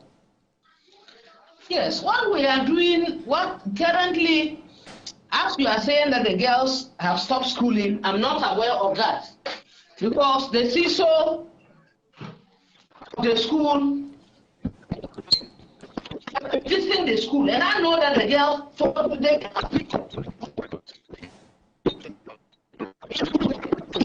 Okay. Matilda. Yes. Okay, bad, you know, phone lines again. But let me hear you. What are you saying? Okay. To my knowledge, the girls are in school. Because after the week it happened, it happened on a Friday. And the following week, Monday, the girls were in school. Yes. So after you are saying that the girls have stopped going to school, I don't know. This is news to me. Yeah, I mean, unless I find out from the people. It was by their presence in school that allowed the teachers to identify or notice what was happening to them. I'm sure based on that, they've been advised probably to stay home. Maybe if I'll find out if that is the case. Maybe they will only have to change a school for them. That is what we can do for now. But you don't think that is their medical condition first before the school situation? I don't. Well, I'll find out from the CISO. But as I told you, the day even I met them in the vehicle with their mother, they were okay. That was on the. That was about last 2 weeks ago. That I traveled home to meet my younger sister. And then when I was coming, I didn't even recognize them. It was after the vehicle moved, their mother greeted me. Then I turned and I asked her where she knew me. And she told me, she has brought my children to the police as they requested. Yes, so as you are saying, I will find out from the CISO. Yeah. And maybe if you are still listening, maybe by tomorrow or in the evening you can call and find out. I'll find out from the CISO whether the girls are in school. Yeah. But actually, they are not all in the same school. Yeah. Yes. And are you also following up on the arrest of Sule Fonko? We're told that he's still walking free. The problem is, they say that he goes, as at now, you know that the case is now in the hands of the police. Yeah. As I told you, my director will not want me to go deep into it because That one, it happened during closing. That was after 4. Yeah. Yes. Then 2, the house of the girl is not far from the man's house. And initially, it was the youth of the community who took the matter on for the man to be arrested. And I know that they know the time the man, if they are able to time, they'll be able to get the time the man will come in. And apart from that, as we were looking for the picture of the man. And I know very well that if it is a picture, we can get it from the community members. But you know, many a times we shield each other. Okay. That is why it is still this way. If not, somebody could have called the police anytime they see him coming, going into the house. Because according to the CISO, he goes out very early in the morning, right, and then comes in at dusk. Okay. Yeah, so if actually they want the guy to be arrested, it is the community members that will help. Okay. Because that is not his first time. Mm-hmm. Yeah, that is not his first time. Because he has done that. If we had time to meet the whole school, we would get up to 50% of the girls who will confess that he has ever had something to do with them. What? Yes. Because what is happening is that there is, I heard from some of the teachers that there's even a girl who he did that to, and the girl's uterus has been removed. Jesus Christ. And the parents, it's rather unfortunate, the father of the girl is not concerned about it. I don't know whether he doesn't know what will lead the girl to. Matilda, are you able to, give me a picture of how for want of better expression, literacy level, confidence level of families within that area where your office is situated? Because I think these are happening to them and their children, and they are unable to speak about it. Well, we have literacy in the place, because where my office is, the office is in a different place. You understand? Yeah. When you are coming from Bolga to Boku, when you get to highways, our office is just around highway. But where the problem occurred is inside town. Okay. Yes, it's inside Boku town. So it's like, you see, the problem that I have come to, realize here is that many a times they say we are together. And that is what causes all these things. We are together. What does that mean? No, they are community members. Oh. So like they don't want to give out them. They don't want to give up the man because they are together. Yes. That is it. Wow. Well, initially, the landlord of the girl's house was not ready, and we told him that, we are not going to give your name out, or we are not even going to let anybody know that you have given us any information. You just will only want justice for the children. And you're saying that if we go to the school to check on this particular guy, we are likely to cover 50% of the children he's done this to? Yes. Yes, that is what we had, because we are realizing, because if we had the time to search with the girls, we will get up to 50% of the girls who he might, because when the kiosk is just in front of, you've seen the picture, it's just in front of the school. So when the children are on break, they come out and he uses whatever he sells to lure them to do whatever he wants with them.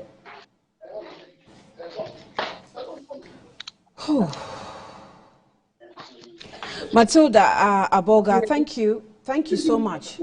You're welcome. We will engage you again. Thank you. Okay. Matilda Aboga is officer with the girl child in the Boko Municipal.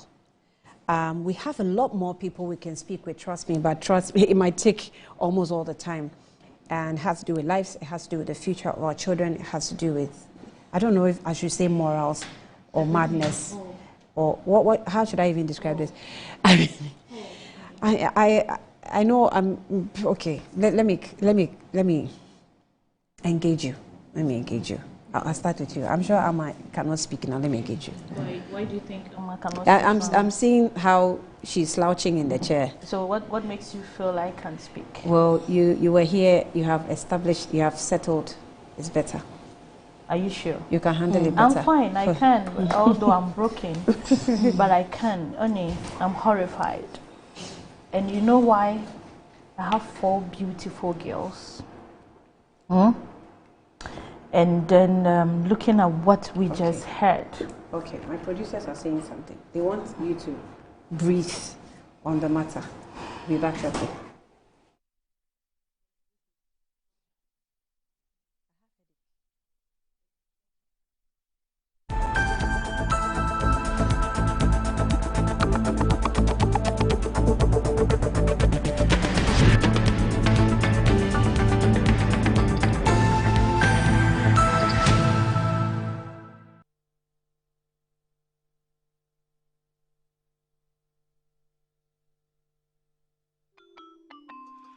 Start your kids' day the right way, filled with confidence to take on any challenge. Pepsodent Kids contains the right amount of fluoride and sugar acid protection to care for their developing gums and teeth.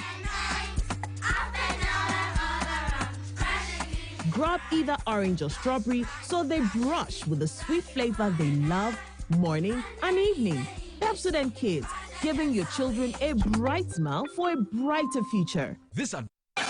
Are you a headmaster, headmistress, parent, teacher, or an educator looking for high-quality textbooks for preschool, primary, and junior high school students? Look no further than Advocate Publishing Company. Advocate Publishing Company is a leading publisher of educational materials in Ghana that publishes very engaging, interactive, and comprehensive textbooks that meet the needs of students, teachers, and parents. Our textbooks are thoroughly published to make learning fun and easy. They are also designed to stimulate critical thinking, problem solving, and creativity in students. Make Advocate Publishing your preferred choice for all your educational needs. Explore our range of textbooks and educational resources. Visit us at the old GNTC yard near Kingsway, Accra. You can contact us on 0503 786 776 or 02408 06354, also 0531 600360, and connect with us on Instagram, X, and Facebook at Advo Publishing. Don't settle for less. Choose the best. Advocate Publishing Company, empowering young minds one textbook at a time. Thinking Publishing, think Advocate Publishing. Yes, next. Hey, Nadia Benson. Me didn't tum. Mr. Friendly Calico, just call me cockroach. Now, Mr. Friendly once now. Hey, that's you. Improve car. Yeah. Captain Mosquito, double the accent.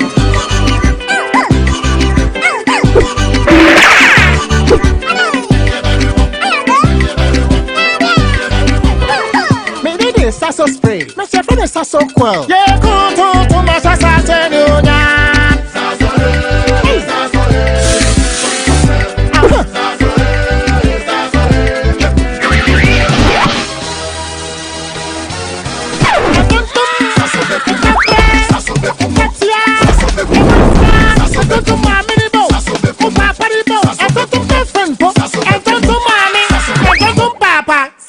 Come tum preko.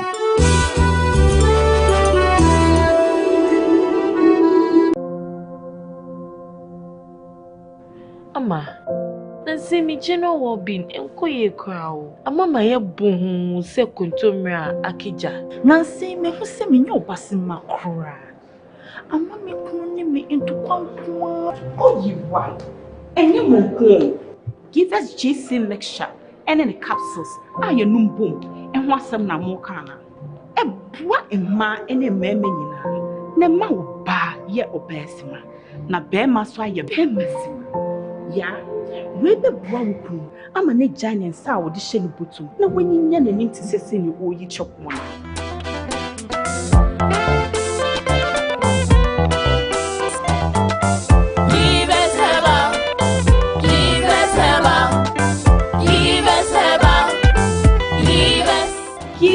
BC mixture and a capsule. Appeal for a batter, one more menu for one and Quadawi if you do my line of work, a confident smile is everything. Kel Charcoal toothpaste keeps me on top of my game and ensures my smile is always radiant and bright. With the tiring nature of my job, we spend several hours under the scorching sun. To keep our teeth white and our breath fresh all the time, we use none other than Kel Charcoal toothpaste. Kel Charcoal toothpaste. You're on a Kessie and in a kit one. Samayo Kendini, a who be here, Semetra Sapapadia to Amame Manfo. Kel Charcoal's natural ingredients, and a bomb is several by a man is swing, Nesasu Mama Hotoso, a will beg you. Kel Charcoal toothpaste. Choose Kel Charcoal toothpaste for anti-cavity, whiter teeth, and fresher breath all day. Available in 80 gram and 150 gram. Grab yours today. Kel, happy smile. This advert is FDA approved.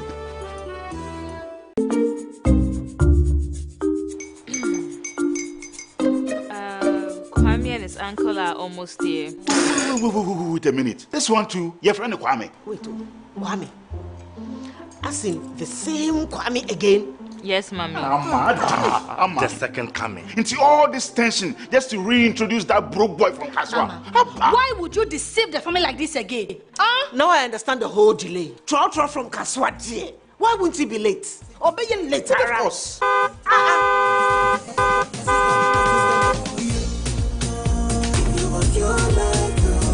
Star 712 hash, star 712 hash. You go feel the luckiest. Copy from Georgia be luckiest. From not the cause she be luckiest. Yeah, you go feel be luckiest. No matter why you're lucky. Everybody go be the luckiest. That's Kwame! Send your God off a boom. If you put it with so would the coming of the son of man be. Is that his car? Ha! Even now, your shadow the way designer. I use my own mouth to reject him. Oh, this is my mouth. Look at that. Kwame, my son. Now, tell me the truth. How did this all happen? Oh, Mommy, a simple direction. Mr. Goodluck no check me well. Yeah, man. Easy cry. Or dial star 712 hash. The devil is a liar. He picked his ticket and entered his lucky 5-digit number. I'm his birthday. Oh, how romantic. And he followed the prompt, yes. And then boom, confirmation test. One quick, pick 5 numbers for me, okay? I'm feeling like 7. Dial star 712 hash. Choose your ticket. Enter your lucky number. Follow the prompt and let destiny handle the You see how they love you now? Yo, do you have family payment? Before December, may release a motivational album. Patapa, my super. This promotion is regulated by the NLA on the Caritas platform.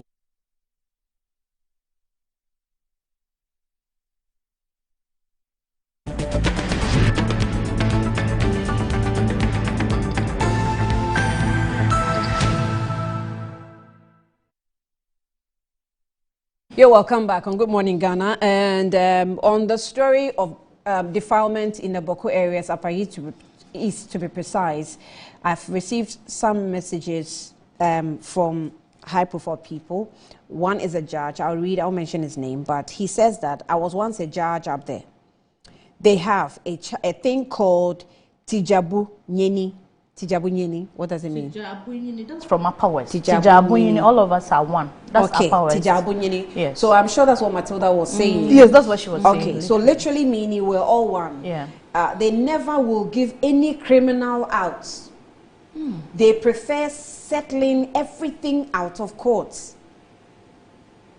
And mediation. Okay, he said I should link up after the show. I thought you'd. That one, I'll hold that. I will withhold it. Yeah, so this one said, this ADF is a horrible story. The man should be fished out and punished severely to serve as a deterrent to others. From Alhaji Haruna is the one that sent this in. Let me allow the viewers to, sorry, my studio guests to have a bite on this situation. So we do really need to bite. Yes, definitely. Yes, Annie.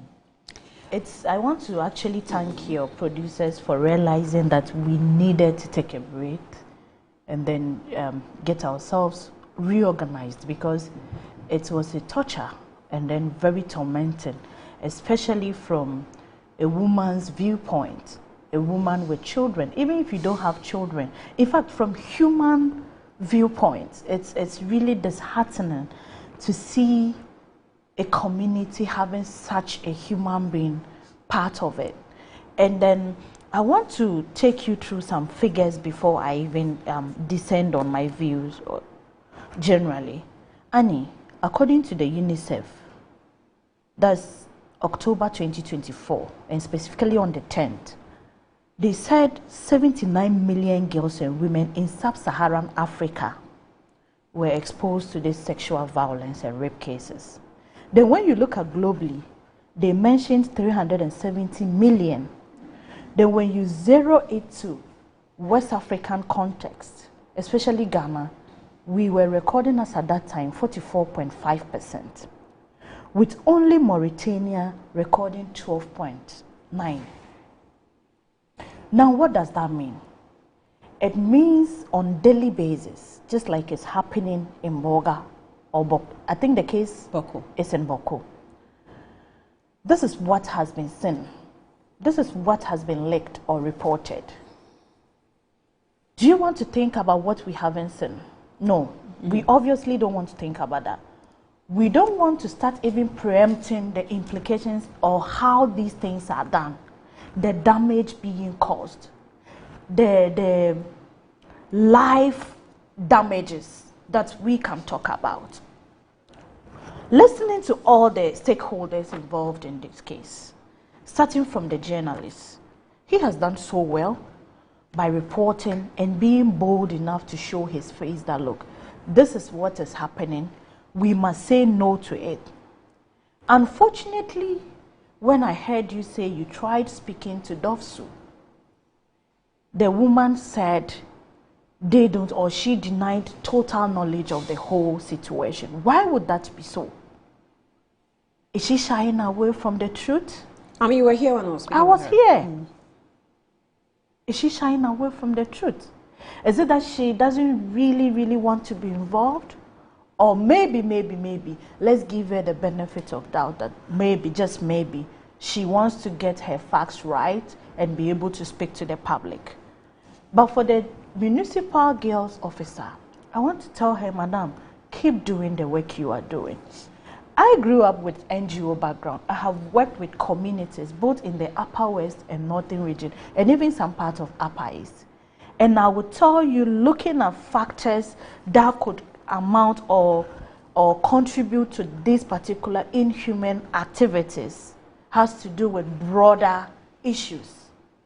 One, parenting. Annie, before you even led me in, you were asking, what is it about? Is it about, you mentioned a number of things. I would say parenting. I don't want to blame any parent, but I want to gently remind my co-parents that, look, if you have girl child, if you have boy children, if you have children in general, you should pay critical attention to their back and forth. Annie, listen to the figure the woman quoted, Madame Matilda Aboga. She said if we need to delve into the issue, we may get close to 50% of girls in this said school being assaulted by the same man. Two, the schools. I want to suggest that, yes, we have clubs. I know of the Ghana Red Cross Society in school. I know the Civic Education Club. I know the Girls Club in this school. I know Debate and Drama Club. All these clubs in schools, are they still functional? What exactly are they discussing at the club level? Religious and moral education. What are the teachers? I haven't been privy to the most updated syllabi, but I want to believe the teachers are doing their best and would need to do more on taking our wards through the societal happenings. What they should know, how they should report to their parents, how they should even be away from people who might take advantage of them. Descending it to police, Ghana Police Service, especially around this jurisdiction. I personally don't like what I heard from the story. I don't like the attitude. Because the Sharia law, let me take you back, will tell you that, look, it is so clear that when somebody does this, I'm actually getting tempted to call that man a certain name that I don't want to call. But should a human being do this? The Sharia law is very clear. They could take this man to a palace, because I know it's a local context, to whip him more than 100 lashes. And that is what brings us to the community leader responsibility. Where I grew up, with the Tijabu unit, Tizaza unit, Mudu Kadea, we still had structures, we still had conventions, we still had rules and regulations that told us if you are found with this, you either will be whipped, you will be taken out of the communities, or even the stigma you would face in the community, you yourself would not like it. Some human rights activists will come and tell you, take him to the police, get the court to take a decision on him, and blah, blah, blah. But sometimes some of these things can really be compelling. Annie, what is our constitution saying about this? When you look at articles 15, in fact from 12, 15, and 17, the constitution is clearly not speaking about what should be done in terms of rape cases. But however, our own, the Ghana's Criminal Offences Act 1960 says it. That's the Act 29. It says it clearly that, look, Annie, this is a first-degree felony. It's the Act 29 is not dodgy about it. This is a crime. And a first-degree crime, of course. Even when you go back to Article 15, what does it talk about? Protection of dignity. Annie, this man has touched the dignity of these young girls. The district municipal girls officer said it, that they might need to relocate these girls. Why would they need to relocate them? Because, of course, theirs is out. Their colleagues, the offender has a shop near the school. Yeah. And the shop, he sells sweets, biscuits, and things like that. So I'm sure that's what he uses to lure the girls. Of course, whichever way he does it is inhuman, and the act says it's a first-degree felony, and the punishment is clear on it, not less than 5 years imprisonment. It's in the Constitution, and it is in the Criminal Offences Act. So what are the parents doing about it? I'm excited to remember that, Annie, you mentioned what's the level of education. I don't want to even take it on the formal education part. It's as easy as the people getting reminded. I like the advocacy the young man is doing, Moses. I think the stakeholders in this area, especially that vicinity, should come together, get some of us to volunteer. Recently, we launched the Grow Lead. So Grow Lead is a foundation that is out to mentor these poor young girls that are struggling to grow. I will be willing to get my colleagues to go and volunteer on this case, to follow up on it, to see what responsibility we can have there, to see what reminder we can give to these children. And even as it stands, pupils of this school needs to be reminded that he can't just be touching you and leaving for free. What is the community doing about that kiosk? I think banishing is the way forward. Oh. But you've read what we are saying they practice in the community. Yes, I know he is talking. This tijabunyine is a common term in the Upper West. Yeah. But what I am saying is, must we continue to do wrong? You see, the difficulty is the kind of people we're dealing with. But Annie, when you say that, it looks like hope is all lost. No, hope is not all lost. Sometimes what may apply in the rural areas may not apply in the urban areas. What may apply in the urban areas may not apply in the rural areas. So it makes it even more complex in handling issues like this in that particular area. And it takes where us back. the people have a common goal and a common culture practice that bonds them, and they put a title on it called Tijabunyeni. It is you have no idea. You get there, you will know that it is complex than you thought or you think. That they will allow you to ban somebody when they believe this is a culture. Culture practices are very funny. They are difficult to deal with. No. It's not a cultural practice. So Annie, let me bring you contextually. But it's something that brings them together. Annie, so let me come. It is a common understanding. And it's a behavioral and mindset approach to the whole situation we are talking about. I have worked with ProNet North in the Upper West region for more than 6 years. I have worked with RAINS in Northern region for more than 4 years. I have worked with WOSAG, Women Support and Active. All these are NGOs that actually work with women and children, especially WOSAG.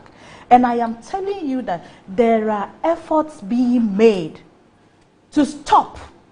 I can't tell you outrightly with percentages like Madame Matilda will be able to say 50% and all that. But if we go back to research on this, I will be able to tell you, Annie, from the time I left Upper West sometime 2012 till date, you would have seen that the rate at which the indigents now report such cases is very high. Look, there is this young man, Anata. He's called Anata. He recently got in prison. This young man is somebody who was alleged initially of doing these things. Rape, defilement, and all that, and even doing straight. Amen. Then, the society, it was rumored with the Tijabunyini shielding and all that. But eventually, with education, with conversations going on, we saw him exposed. If I could remember his name, we could just do a quick search on the net and you would find him, how he was being taken to the circuit court and everything. Now, what am I saying clearly?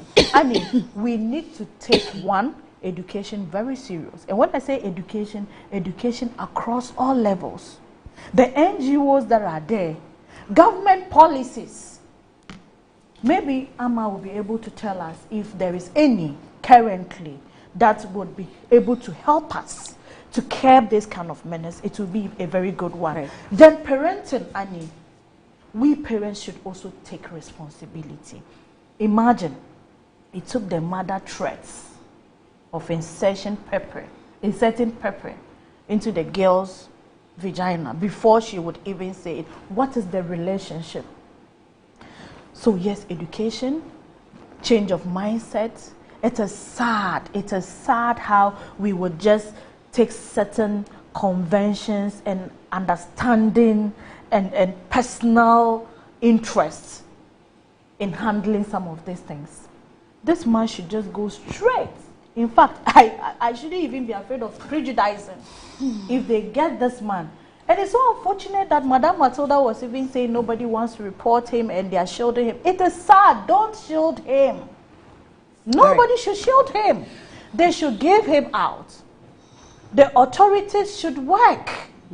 So this man should be thrown to serve, to learn his lessons. Someone just sent me a message, so I just need to update you. Those of you who just joined the program, we're just dealing with a story that's coming from the Upper East in the Boko areas involving two siblings, 4-year and 7-year-old girls who have been defiled by a gentleman allegedly called Sule Fonko, and we're told that he's been let free. Nobody is really doing anything to him. They took their children to the hospital, and he actually footed the bills at the hospital. It took the teachers to report the matter to both the police and to be precise, DOFSU, and what's it called? The Matilda, what's her office? The girl child. Municipal girls yes. officer. Yes. And then I think that's under GES. for now, They used to have the gender desk officers. Yes, she mentioned it. And for now, the reporter is saying that the children are home. They are not going to school. Moses Appiah, we spoke with him. He filed the story originally with the A1 radio in Boko. And is A1 radio in Boko? Yes, A1. Okay, they are trying. But Annie, let me be quick to add another stakeholder. Matilda is an officer with a girl child, Boko Municipal, and that's the story. And when we spoke with Matilda, the guy, the offender has his shop selling sweets and biscuits, whatever, in front of a school.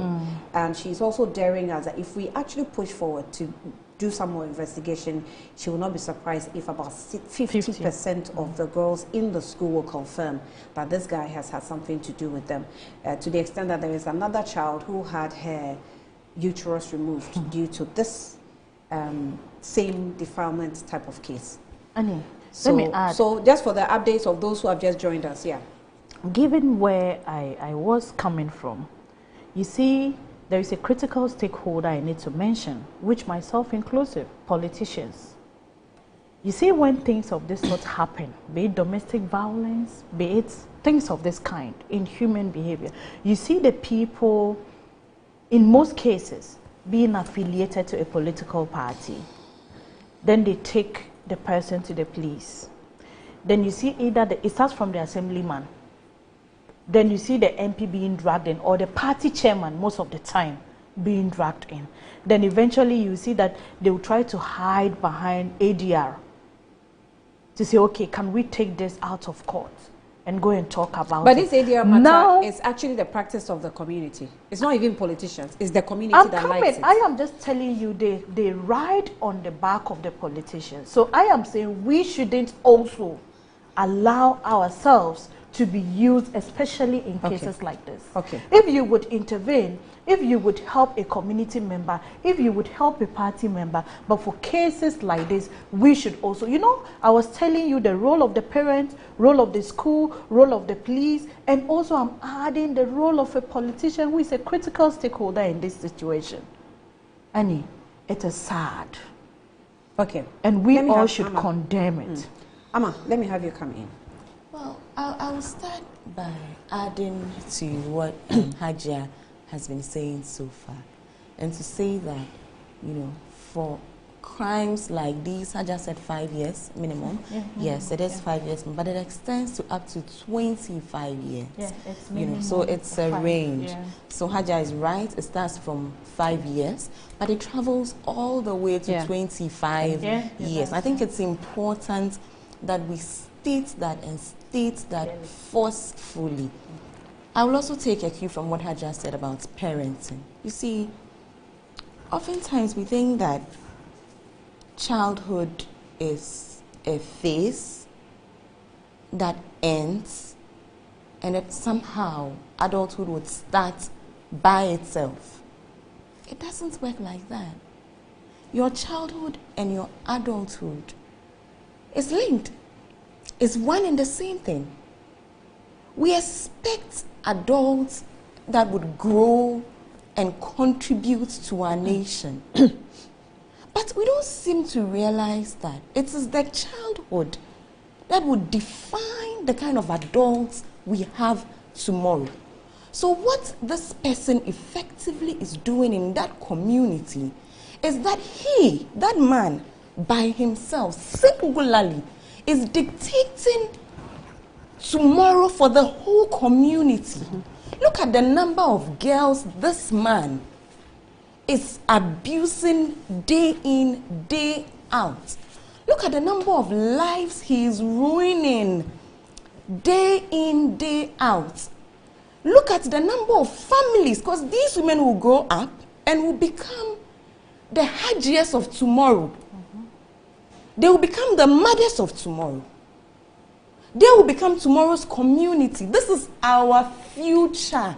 That we have one man in a toffee shop, singularly, by himself, destroying. And we are saying what? Tijabunyini. For me, I believe, as a Pan-Africanist, I believe in the spirit of Ubuntu. I believe in holding hands. But I believe in holding hands positively.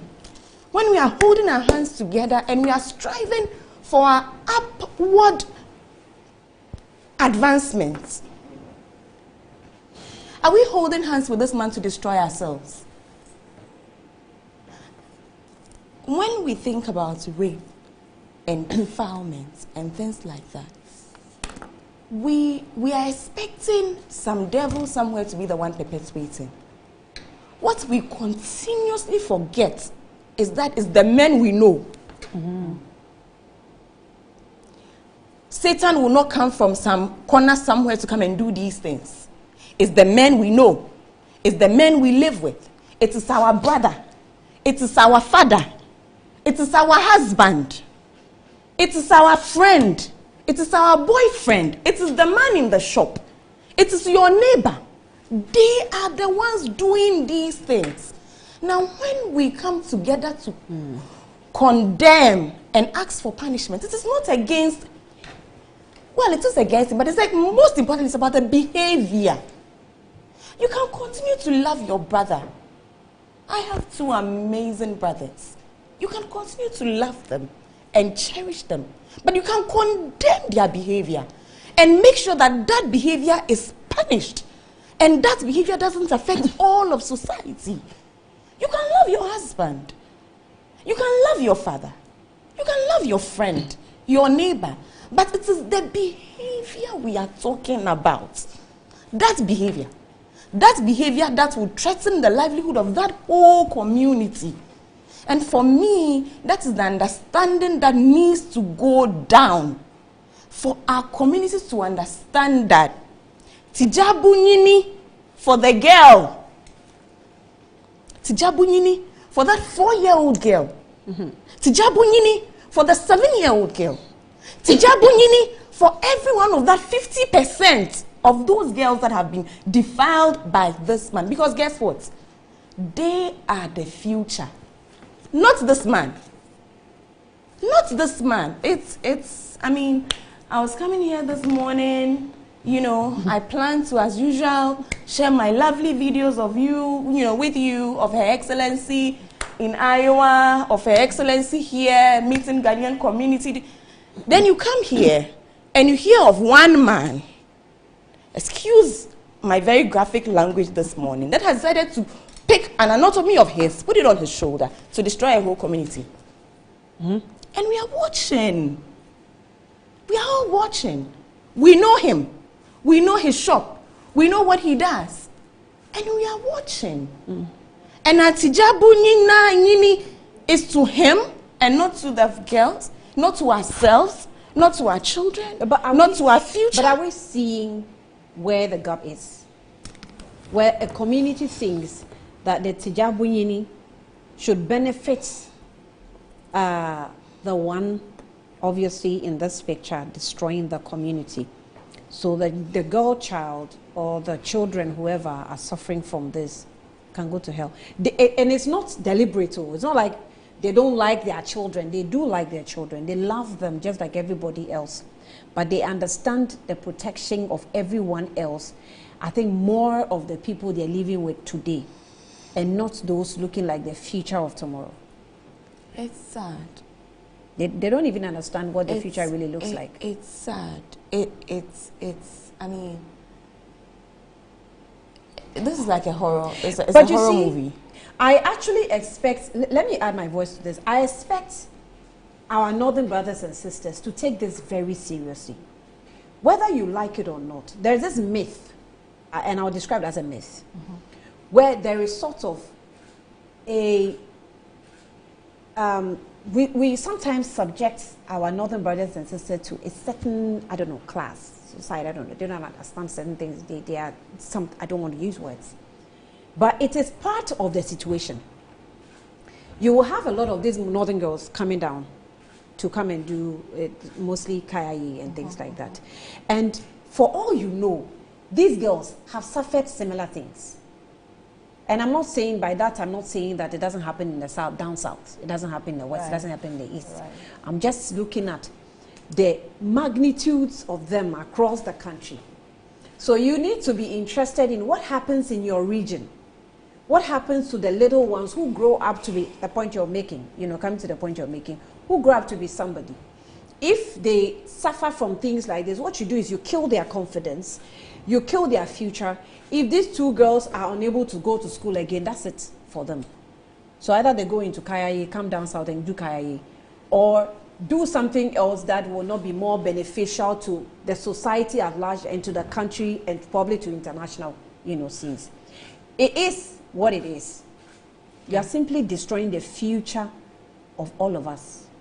And I won't say to the community there, it's to all of us, because if these girls grow up, you don't know what they will become. You don't know how useful they will be in whichever field they find themselves. But you see, Anne, a society that fails to take care of itself is a society that would suffer for it. Yeah.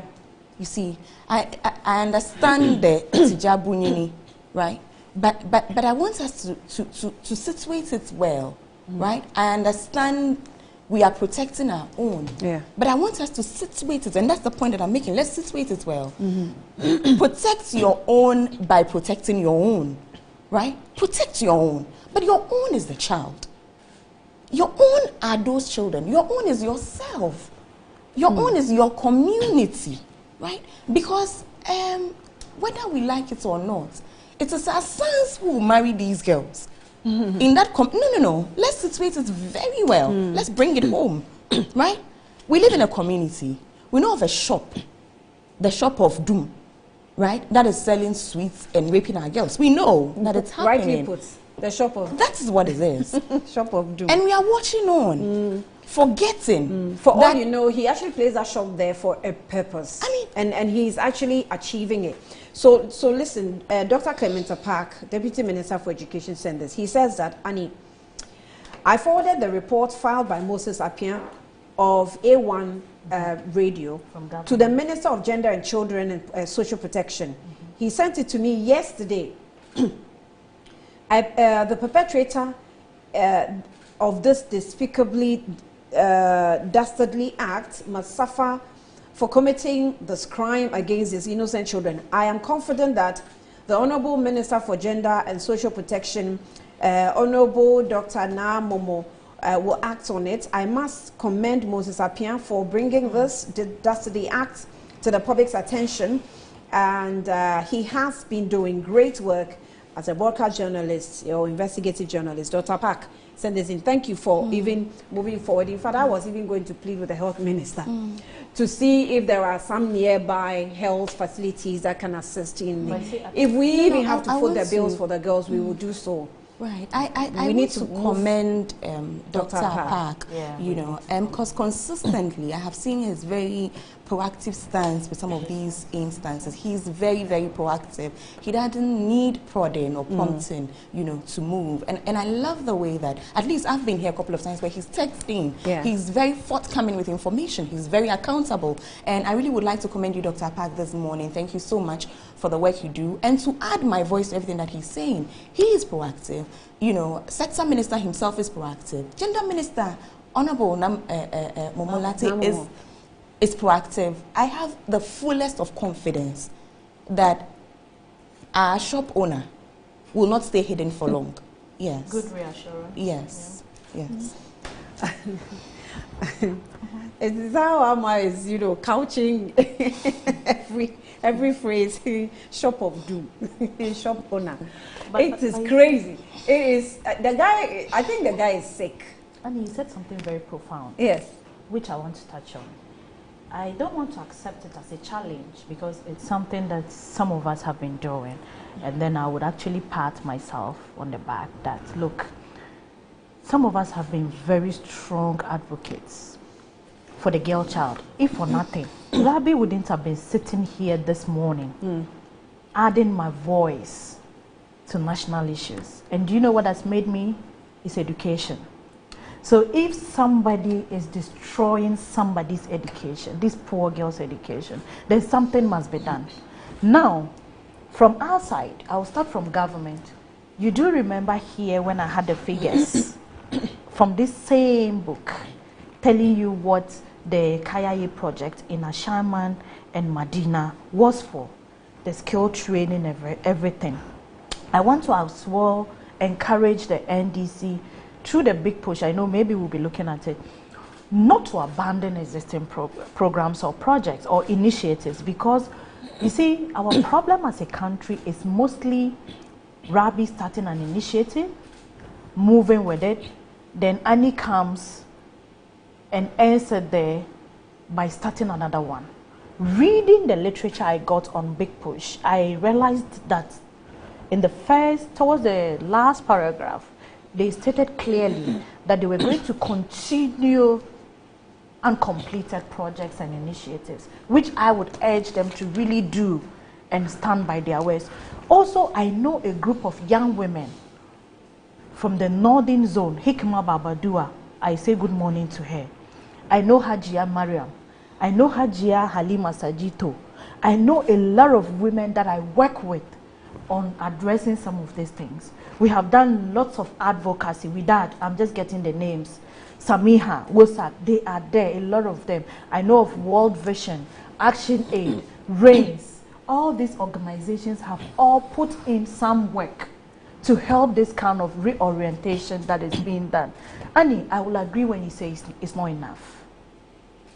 Now Grow Lead is coming. I haven't said so. No, you have every right to think. What yes, of course, even I'm likely to myself. say. Okay, so let me say myself would say it's not enough. What I think, you know, every time we go onto projects, it gives you ideas of how to make it better. Yeah. And I also think that, so I think that to help the Kayaye girls, try to help them up and all that is good.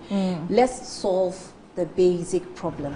Reorientation. Exactly. Let's solve the mindset, basic problem. Conscientization. So that it's not that we just want to produce Kayaye girls and then come and help them. Totally Let's agree. go to the ground. Absolutely. There's a problem there. Conscientization. And I like your approach when you say go and own the problems. Let's not leave. Let's not go be the diasporans. Let's not be the Accra indigents. Let's always go back. Even if it is 20 minutes conversation with 10 girls at a time. Rabi should be seen doing that at home. Rabi should be engaging these kind of men to stop these things. And also ultimately, these guys, we won't engage them. We're arresting them straight. The nasty tijab. We don't have time to of course, engage them. not the perpetrator. I am talking about general issues. You know, I mentioned the stakeholders in this whole thing. You see, for some reason, Hajia, I have a drastic mindset, a very drastic one, radical one. I want to say radical. Yes. Yeah. I know a lot of people, you know, there are some things I'm very unsuspecting when it comes to so unassuming. Very unassuming. Yeah. But I don't believe in education when the matter gets to a certain level. But I don't. Annie, that's the truth. So I don't. I do agree. I respect your view. I don't. But I don't believe in education. Annie, it gets to a point where punishment is the answer. Annie. It's no more education. Annie. Because when you have a community that believes in Tijani, Tijabuyeni, it has crossed the point of education. It's now, if you don't do it, this is what you're... And we have the laws. So I don't know why we still have communities practicing things like this, and we say it is what? Education. I mean, I know Dr. Park is watching. This matter is beyond education. The people have gotten to I don't want to use any words. I appreciate your position. You are even letting me get out of myself. Kofi Sika, I see your message. Good morning to you. I miss you too. Feel very bad about this. Yes, sometimes the issues, your way is not always the ultimate. Let me read this for several tools to do it. Matthias also says that, Annie, good morning, and thank you so much for bringing this matter into the public domain. I pray that this man faces the law and gets punished for his evil acts. Matthias from Tamale. Matthias, thank you. Is the one that sends it. Mansa Musa from UK says that, Annie, pedophilia and/or rape is a serious crime which is condemned in every country all across the globe. I like the seriousness with which you learned women are tackling the issue this morning. You and the women are tackling the issue this morning. Well done to you all. Cheers. Yes, good morning to you. Mansa Musa from Voice of London, UK. I hardly wear pink. A lot of people are liking the pink. We are talking about rape. We are talking about pink. Thank you. Thank you to all of you. But I think that's just about it. I think we'll just take a breather. We'll come back. When we come back, there is a news that broke very early in the hours of, I think, at dawn. Our own Galamsey Erastus Asarodonko. I don't know if I should call him Galamsey. I don't know what I should call him, but he's a journalist. And we've been all, supporting Erastus and following all that he's doing for the country. He sent us, or he gave us an update of a story involving an MP, allegedly. I'll read the excerpts of what Erastus said when we return, and we'll talk about it. If we are really committed to fighting Galamsey or we are doing something else. We'll be back shortly.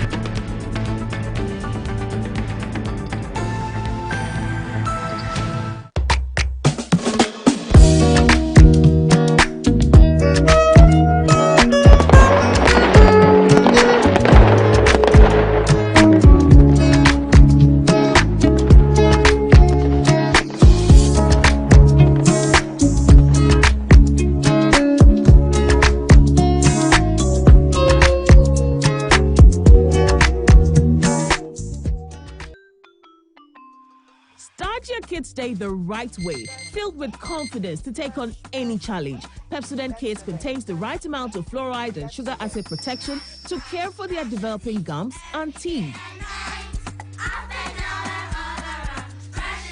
Grab either orange or strawberry so they brush with the sweet flavor they love morning and evening.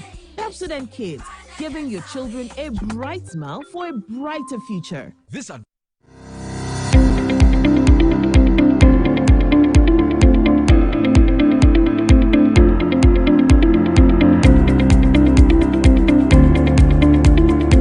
Ebusiafo ye mama kwaba eba Children's Palace. Nkwala nyema nyina fie enye.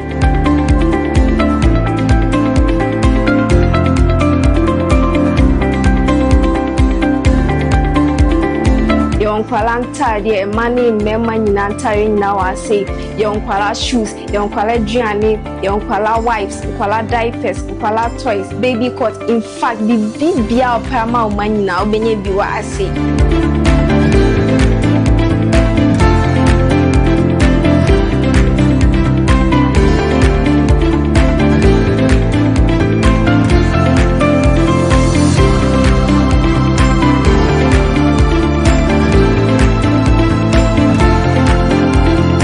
Located at East Legon Hills, Nana Chrome KFC. Contact us on 059 6377 172. Children's Palace. Happy children, happy fashion. See you soon. Bye bye.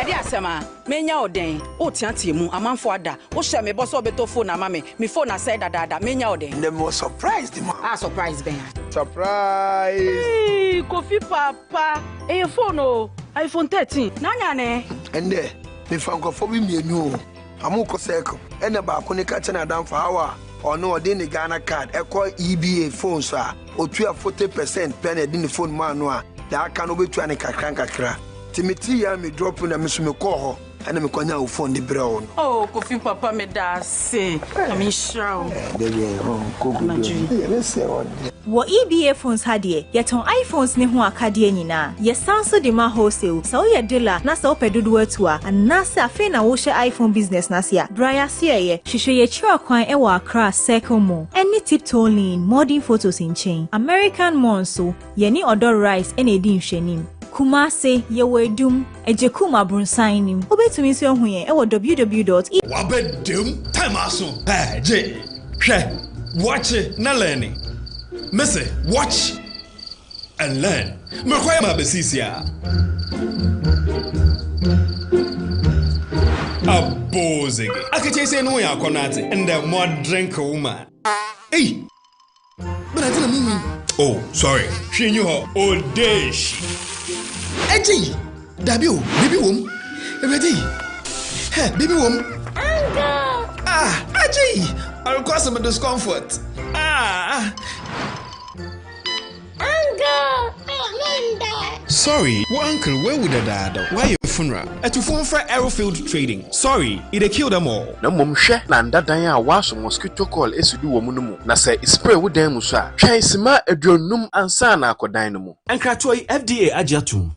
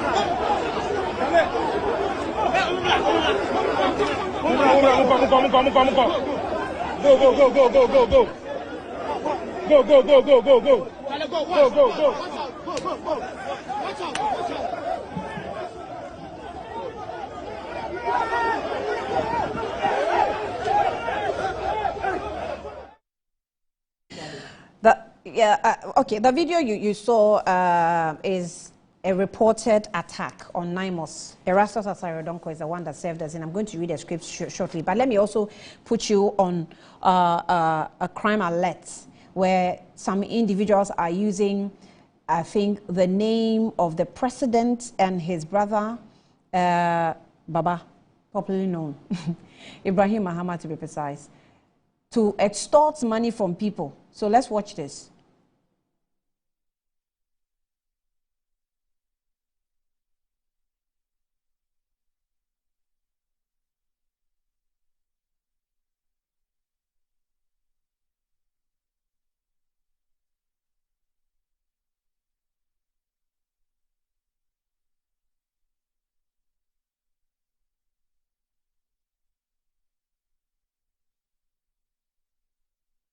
can't hear the voice, but that is just an excerpt of the video that was played without the sound. I'm sorry about that. Please be on the guard or be on guard. The president and his brother, I think it was an AI produced video or an AI generated video. So no one is taking money or multiplying money on any platform as far as the president is concerned. So take note of that. Now, let's go on to the issue of Galamsey, as reported hours ago by Erastus Asare Donko. And the story or the script reads, Director of Operations of NIMOS attacked by thugs led by a sitting member of parliament. It reads, on Saturday, okay, you can go along with me. On Saturday, 1st November 2025, the Director of Operations of the National Anti-Mining Operations Secretariat, NIMOS, accompanied by 10 soldiers, conducted a reconnaissance mission in the Ahafo region. Objective was to identify a sustainable location for the permanent deployment of NIMOS Field Task Force in line with the Secretariat's strategic plan to sustain anti-illegal mining operations. While traveling along the Goso to Shidiem Highway, the director's attention was drawn to an excavator engaged in mining along the roadside near Bronikrom. The team diverted to the location and apprehended several individuals actively mining. The director instructed the suspects to refill the pits that had dug to prevent further environmental degradation. The director then ordered one of the arrested persons to call the site owner. The first individual to arrive identified himself as Defense Intelligence DI, representative of the Ahafo region. Shortly after the individual named Alex arrived in a Toyota RAV4, arrogantly claiming ownership of the site, another man arrived later in a Range Rover and was also arrested. While at it, the NIMOS Field Task Force set ablaze shelters used as offices and shelters by the illegal miners. Now, a search of the suspect's vehicle led to shocking discovery. The team found one Smith and Wesson pistol, 2 pistol magazines, and 21 rounds of 9mm ammunition, 12 assorted mobile phones, a black side bag, cash amounting to 11,000 Ghana cedis, 1 power bank, and a Luxus ignition key. While arrangements were being made to convey the suspects to the Shidiem police station, the Member of Parliament for Esutifi North, Honorable Ebenezer Kwekuado, arrived at the scene with several thugs. The MP indicated that he was sent by Honorable Collins Dauda, MP for the area, and demanded that the director releases the arrested kingpins, including a Burkinabe, immediately and remove their handcuffs, arguing that he did not want the locals to see them in handcuffs. The director politely declined the unlawful request, maintaining that the arrests were appropriate and the right procedure be followed through to the police. Subsequently, the MP and the thugs became violent and forcefully snatched the handcuffs keys from the soldier and took the handcuffs off the kingpins before chasing the NIMOS team while going to the police station. Upon arrival at the Shidiem police station to lodge the report and hand over the suspects and exhibits, a crowd of about 600 people from Shidiem and nearby communities surrounded the station. The mob, incited by the Honorable Kweku Ado, demanded the immediate release of the arrested suspects and seized vehicles. They warned that they would discipline the soldiers if their demands were ignored. Now, the situation quickly turned more violent. The director of operations Toyota Hilux pickup vandalized, and the mob threatened to burn down the police station, even when the MP was reminded to call his mob to order. The tense standoff created a serious threat to life and property, placing immense pressure on both the director of operations and the police officers on duty. Responding to the distress call, Chief Superintendent Prince Odu Odom Kodia, the Ahafo Regional Crime Officer, led a 15-member regional task force handed by Inspector Fosu to reinforce the police. They were reported by Superintendent John Atanga, Divisional Commander of Goso, Superintendent Opoku Opoku in tree is fish, so I'm sorry. District Commander for Kenya and other senior officers. Even with the reinforcement, the atmosphere remained extremely volatile. The Zongo chief of the Shidim Alhaji Mohamed Bashiru Zarichi stepped in and appealed to the crowd to remain calm. However, as night approached and power went out, tensions heightened further. To prevent bloodshed, the bloodshed and protect lives, a joint decision was made by the police, the military, and the Zongo chief to release the keys to the seized vehicle in order to calm the crowd. The Zongo chief then offered the Toyota Sequoia 4x4 to evacuate Colonel Bua, the director of operations, at the office and his officers to safety at the Newmont site in Kenya under the police escort. During the evacuation, the soldiers were physically attacked and the chief's vehicle rear windscreen was shattered. Thankfully, no injuries were recorded. The director of operations described the MP's action to influence the release of these suspects as unfortunate and the serious obstruction of NIMO's operation, and emphasized that the fight against illegal mining requires all citizens, especially influential figures in the society, to act on side of the law, not to shield offenses or incite rogues to obstruct justice, as happened in Shidim. Meanwhile, NIMO's officers, including the director, were all safely escorted out of the chaotic situation, unharmed due to the professional and tactful management of the crisis by the director of the Shidim Ahafo Police. NIMOS remains poised despite unfortunate incidents and warns all Galamseyers to desist from any such acts in the future. Director of Operations reiterated that the efforts to combat illegal mining will continue regardless to help clean Ghana's waters and forests, as well as restore sanity in the mining space. There are some pictures of some arrested persons. I think those who were arrested earlier, and then I'm sure we'll show it on screen later. A long read. Ama, let's get into it. So, I mean, as we're here, I was scrolling Facebook and I saw the picture on Eduji's, I think, Facebook, and Eduji asking that we hear from his side of the story. And like you rightly say, this is a developing story. Interesting. I've gotten to a point now where when I hear about Galamsey and I hear anybody, derailing the efforts of His Excellency President John Dramani Mahama, then I get a little upset. It's beginning to seem almost as if all issues are turning emotional this morning, because this is also an emotional one. This Galamsey one is also an emotional one. Again, we are talking about the survival of this country. Galamsey is an existential problem. It goes to the heart of our livelihood.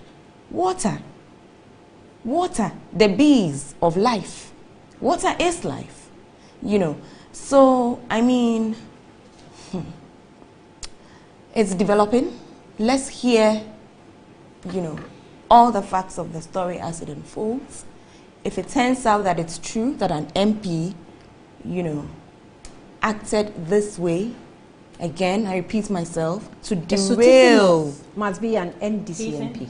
To derail the efforts of His Excellency President John Dramani Mahama in our collective fight against Galamsey, then let him face the consequences of his actions. So two names of members of parliament have been mentioned in this incident. Collins Dauda and, yes, actually, Collins Dauda and the, what's his name, Kukwado. Esutifi North MP. So I should think that the Speaker of Parliament should also, be interested in this matter. Like I'm saying, it's a developing story. I mean, I didn't see him directly in the video. Again, like Edudi, I would call for calm until we have the full facts, So I'm waiting to hear that, oh, no, it's not true. It wasn't him. It's somebody else impersonating him. It's somebody else that is lying and calling, the Honorable Collins Daude's name for effect. That's what I'm waiting to hear. Right. However, if it turns out that that's not what it is, that actually an MP, I don't care if it's NDC or MPP, that's me, this is me speaking, right? If an MP this dawn, today, did anything to derail the efforts of His Excellency President John Dramani Mahama and our collective fight, when I say collective, I mean every Ghanaian, our collective fight against Galamsey, then let the law take its course. That's it. I like Ahmed's approach to this conversation because few months ago, I was seated here, in fact, on this same chair, and I can tell you with all sincerity how painful it was to watch what President Nana Dankwa Akufo-Addo was doing to curb this menace and what individuals too were doing. Now, Annie, when I heard your introduction of the story, the first question that came to mind was, is he an NDC MP or NPP MP? And my reason being clear, that the reset agenda, the dismissal of the NPP government, the reaction from the masses, which of course were valid, were all for reasons that made Ghanaians uncomfortable and unhappy, most especially Galamsey and other issues.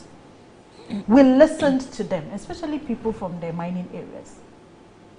They would say, look, a number of politicians are involved. That is those who were not directly involved.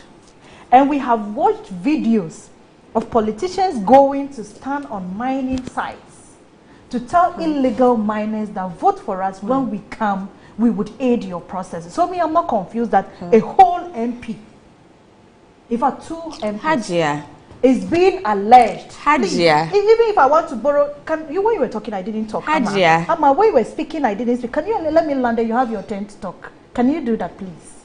Thank you. What I am saying is that even if I want to go by the word allegation, if I want to say, let's watch to get to the bottom of the issue, I want to take that, because I have said that many times that, look, until proven guilty, let's not prejudice. That I will always stand for. However, I am this morning telling all of us that, look, should, and that is conditional, should this MP and minister really be involved in this act, then it simply confirms that the NDC government is the scam that we all talk about. It's Again, the scam. Hajia. The sham. Annie, the sham and scam. And you see, I started by telling you, Annie, I'm so happy that I'm still having this conversation with you. You remember when I would come and sit here and talk about land reclamation efforts and talk about number of motorbikes, the sea divers, the military men that were trained to go and do that, the abolishment of the, what was it? A quick search just told me that public awareness was done. We learned the campaign using slogans like life is more precious than gold. All these things didn't sink. You know why? Because they were individuals undoing our efforts. I pity whoever comes to defend NDC on Galamsey. For the record, it was for the previous administration, most of your challenges were also the authorities or the powers that be failure to deal with persons who were So you're talking about supervision and all that? Persons who were named, deal with them according to the law. I won't disagree. Look, before I even went into this conversation, I mean, I told you, coming from home, myself and a lot of our leaders, including Dr. Mahmoud Baumia, and I'm greeting my sister Laura too, because I'm just reflecting on some of the things. In fact, she's greeting you too. Yeah, I'm greeting Laura too. She's such a darling. And other female communicators from our party. It's kind of, you see the honeymoon the NDC wanted. seem to rather be coming to us. You know why? It's beginning to unfold. And we are getting the good picture that today that our colleague communicators will say President Mahama is making effort and others are doing, it's just a vindication point for some of our leaders. People fought, Annie. We sat and appealed to them. So yes, even if we want to say we are going to wait for the whole matter to unfold, I know our citizen vigilante on Galamsey, I'm greeting Erasmus this morning, would not mislead the public, will not throw information that he's not sure about because he's proven himself. He's shared information, we have fact-checked him, we have followed his stories, and he is not known for spewing falsehood. So that I would say, I am very much hopeful that he's speaking the truth. Annie, we made effort. We defended. We educated. We formed community-based small-scale mining groups. In fact, I remember an engagement that I went with Honorable Abu Jinapor and then the former Deputy Information Minister Ajay Fati to engage chiefs and other opinion leaders on how best we could work together. All the same, the efforts were not, being felt as we all wanted. The color of water that was shown on GTV, your sister station, Annie, still remains the same. And I have sent, because I don't live around Western region, but I've told one of my colleagues there, look, when next I'm going on set, I would be happy. It hasn't changed, Annie. But you know reports of some of the weavers. Let me tell you. But you also appreciate that some of the weavers have their colors being changed. Even before end of 2024, I came here to argue that some had started changing. That I can't take from you, Annie. But I am telling you that I will come from a factual point with water when next we are talking about Galamsey. Today this topic is a topic that we all didn't even know the story will come this morning because it's been SML. And that is what everybody is talking. Misconduct. What is special prosecutor doing? What is OSP doing? That's what we all have been talking about. But I'm telling you, Annie, I will still go there even if I can't go by myself. But to get you to be confident about what I'm bringing to you, I'll go and fetch the water. And still we have pictures and videos of water that was shown to us in various studios to say that, in fact, it is a scam. They used it to campaign. They deceived Ghanaians. Ghanaians bought into their lies. And today, vindication is playing out. And today, their lies shall be exposed. And today, it's not NPP MPs that are being mentioned. And today, it's not Rabi sitting to defend any MPP leader for doing what these men are doing. So, Honorable Collins Dauda, we are not happy with Galamsey. The NPP government tried. Ghanaians told us we didn't do enough. This is not what we expect from you. Honorable Ebenezer, or Honorable MP for what's his name? Member of Parliament for Esutufi South. Please, your people will be very disappointed if, and I use the word if, this whole thing spans out to be true. I mean, that you really went he will wake up trending this morning. He is indeed trending for bad reasons. He is trending for very bad reasons. And he's just confirming all our allegations. He seemed to be attempting, let me put it that way, to confirm. It's actually a Sutifi North. Fantastic. So I am saying, look, Gamma is sweet because, look, especially the youth are more discerning than we thought they were. They are, Annie. You remember when I'll sit here and we'll receive the messages and they'll say, Hadia, keep deceiving yourself, because they were on the ground. They knew, although we were making effort, like my sister is saying this morning, others were misbehaving. But this is a collective responsibility. There's a video of a guy who lives outside the country. Yeah. He was talking about a broken bridge in his community. Okay. And after he posted it on social media, I think someone did a video and he decided to post it. And after he posted it, the MCE of the area came to comment under the post, came into his inbox and asked him for more details, and he provided it. The next thing he saw was that the Ashanti regional minister had connected.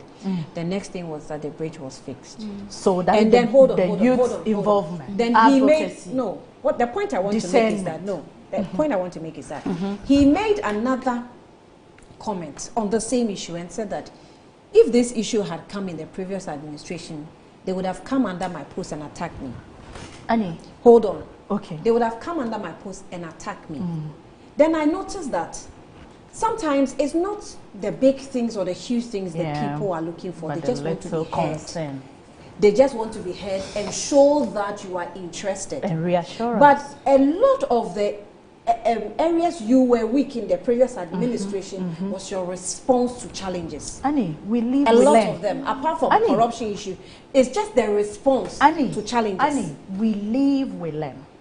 When President Mahama goofed in 2016, when he told us, me Ethiopia, when he didn't know about Basi, on his return, when he came to declare his intention, he told us he had learned his mistake and will come back. Now everybody has seen that he is on a redemption trip. Please, I would allow you the time to speak, and do allow me to speak. But please speak truth. He admitted that he would come back to be a better person. Please speak truth. Mahama promised Ghanaians, and I'm repeating it. He told Ghanaians that he would come back a much better person. I don't know why she's reacting. You can always check.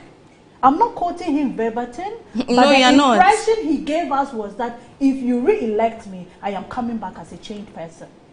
Impression. And I am telling you that. He gave you an impression. Can you tell Amma to stop this? In fact, we started as very cool sisters and very because we're dealing with the common issue. This Annie, she hasn't encountered me. And she knows, Annie, sometimes I can annoy you with my heckles. You know, I'm not threatening. So tell her for heckles. You can't threaten me. I'm not even threatening. But I haven't heckled you now. So I'm just telling her. I haven't heckled you. Even this thing you are doing, you are heckling. It is sad that your people went to lie to the people. They went to tell them, vote for us, we'll let you do Galamsey. And now we are seeing them being alleged to be leading tax, going to cause destruction.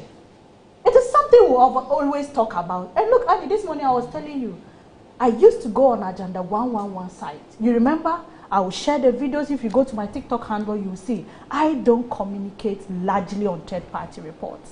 And I am reassuring the MP from Mahama, His Excellency, to the last communicator that, look, I will go to the grounds.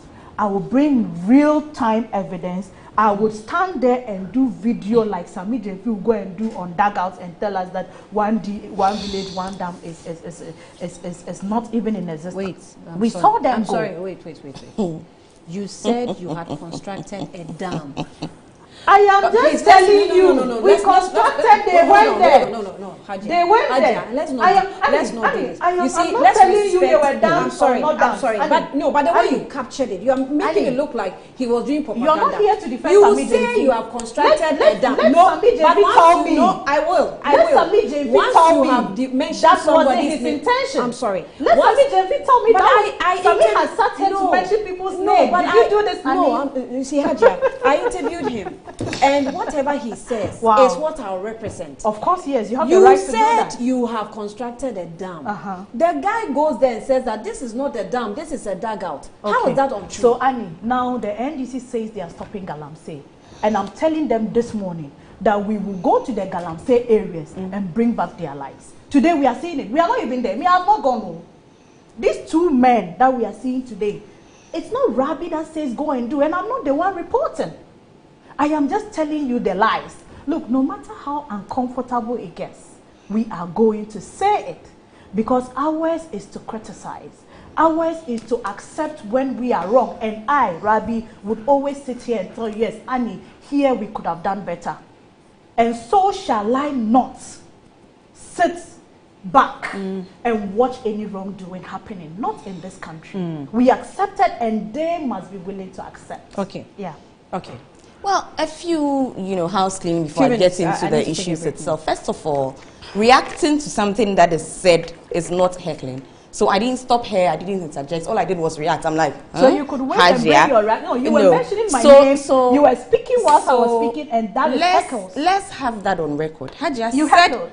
Heckling, so she can have a valid excuse to do exactly what she is doing. You heckled. I need that. And I told you because what I was doing was reacting. I was like, You heckled. And then she's like, stop heckling me. Stop heckling me. So that so good with heckles. When she starts doing what she's doing, then she's valid. Let's start with, I see this game. I see you, Hajia. I will allow Let's you start do it. from there. Yeah, very well. Next, thing I want to clear before I continue is this thing about Ye Ethiopia and President Mahama saying Ye Ethiopia. Unless Hajia is dreaming this morning, because factually, President John Dramani Mahama, His Excellency, has never, ever said anywhere Ye Ethiopia. Never. That's like a complete falsehood that she has said. To buttress the point of then he came back and said, I'll be a better person. The premise is wrong, and so the conclusion is wrong. Let's clear that one. So now let's move along. What is Hajia saying? Let's start from my own reaction to the story. When you read out the story and played the video, myself and Hajia in the studio, both of us did not have the benefits of this story, because apparently it broke at dawn. When I was called to come here, I was at a program representing Her Excellency, late in the evening, rushed home to catch maybe 2-3 hours of sleep rush here, so did not see it. I believe Hajia herself did not see it too. I just pulled it out. But my initial reaction to the story was, if it is true, I said, and of course, I don't know, right? We all don't know. Nobody knows, because the minister hasn't come to react. Honorable Collins, the MP, forgive me, hasn't come to react. Honorable Collins Dauda we haven't heard them at all. I say I will give them the benefits of the doubt, assume that the story is not true until we hear from them. This is fair, this is equity, this is natural justice. Let's hear them. But I went further to see that in case it turns out to be true, nobody's shielding them. I don't even care if it's MPP or NDC. That is accountability. Now, what is Hajia's reaction to the same story? NDC is a scam. NDC is a... You see, because of what I agree with her when she says that their role as MPP is to criticize. I agree with her. But I want MP to be minded that your role is not to criticize. Your role is nation building. As opposition, yes, we are working with you. That is as only if you choose to work with us. As opposition, criticism is part of nation building. Now you're heckling when her. She's done, I'll continue. Let her go. Are you done, Hajia? Very well. Can I go on? Sorry, continue. Thank you. Go on. As opposition, scrap that. Let me rephrase. As a credible opposition, your role is not criticism. That's not your role. Because then what you do is you criticize unnecessarily. And when a critical issue like Galamsey comes up, and you should be speaking as a nation builder, you speak as a critic, which is what Hajia just did. NDC says come. Okay, thank you. How does that solve this problem? How do we move forward? If you're going to stay in your space of we have lost an election, sour grapes, our role is to criticize, that is all we will ever do, that's all we are good for, how do we move ahead and build Ghana? How do we do that? For me, our president has shown commitment. He has put his heart and his mouth where it needs to be.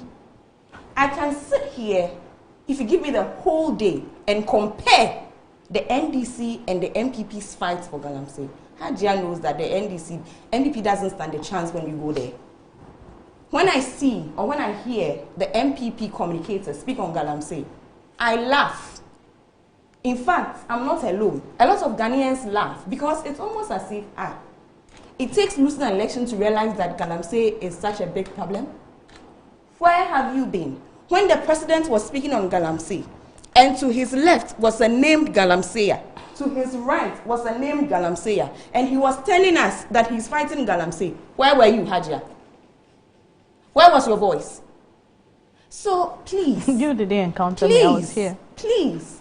We haven't forgotten. And I sat here many times. It's just been a year.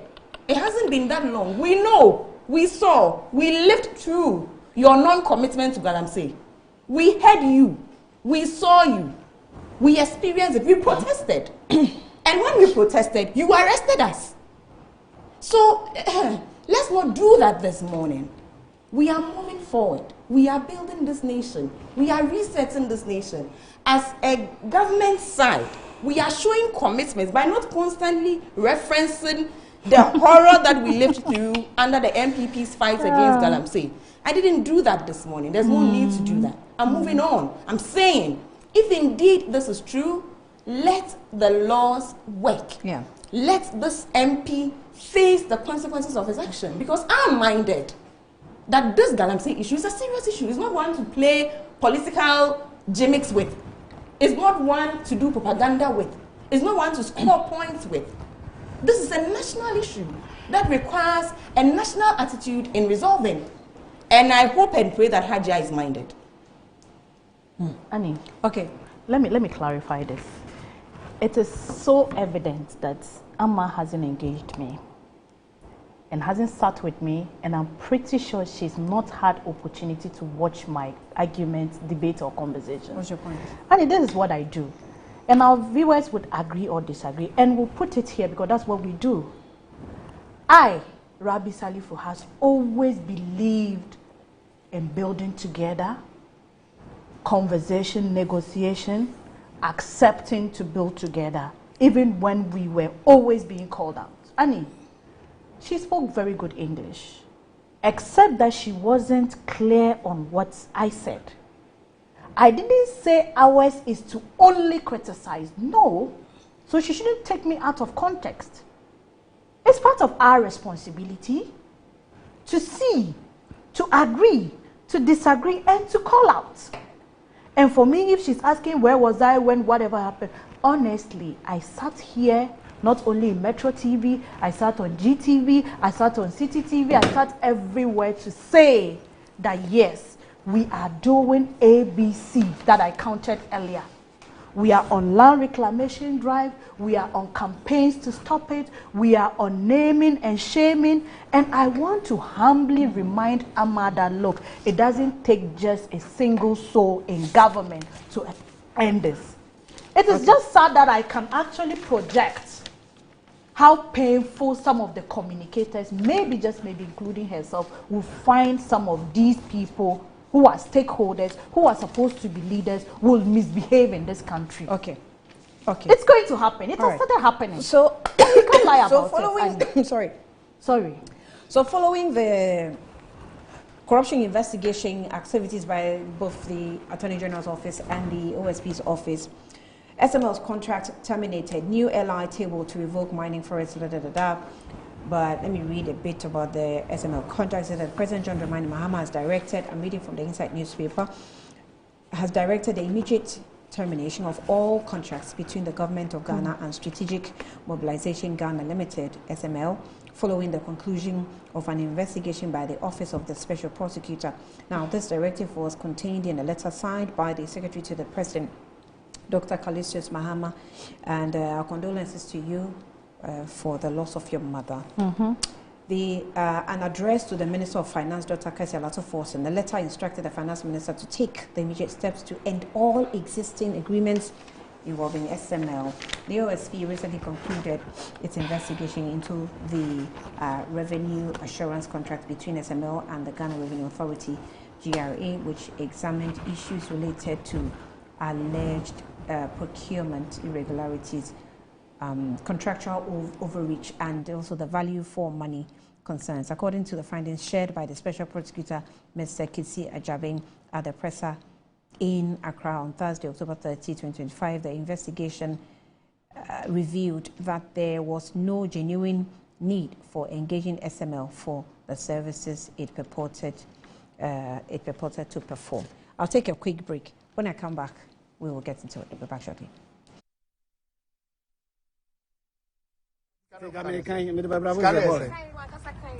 Wait 10,000. What? Wait 10,000. Count it and you confirm it. My friend, count it. Count the whole thing. Let him count. How much was the money? Have you confirmed? 2,180. Where is your weapon? Well, give him his pump action gun. Clear it and give it to him. Are you not saying the weapon was at home? I know that's a different one. This one is not yours. Where is your site here? Are you? Do you even work here?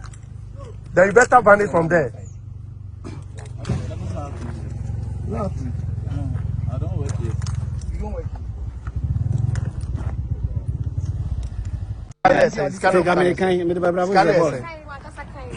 Wait 10,000. What? Wait 10,000. Count it and you confirm it. My friend, count it. Count the whole thing. Let him count. How much was the money? Have you confirmed? 2,180. Where is your weapon? Well, give him his pump action gun. Claire can give it to him. Are you not saying the weapon was at home? I know that's a different one. This one is not yours. Where is site here? Are you? Do you people work here?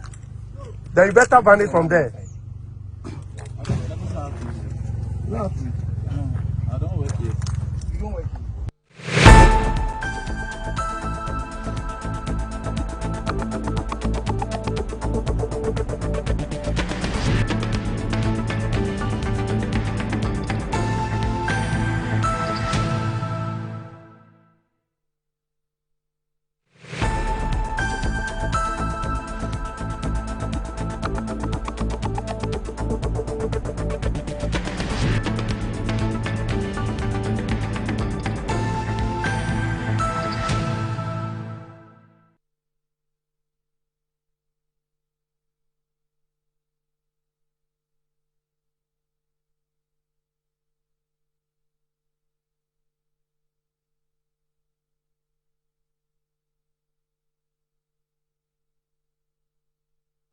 What was all this drama of coming to my class late today? I told you I'm pregnant. What are you doing about it? I said, Abado, why make up so? Hey, what police will be teaching you? Shall we Phoebe? Shall not say I pass our bravo?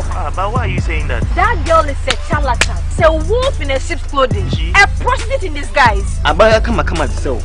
Na bla ubo college mu ha eye. If my friend say if she come and call, sister na me call bomb, don't come and spoil my spiritual mood for me. But you the other time the running way, Charlie, I take come no you chop am.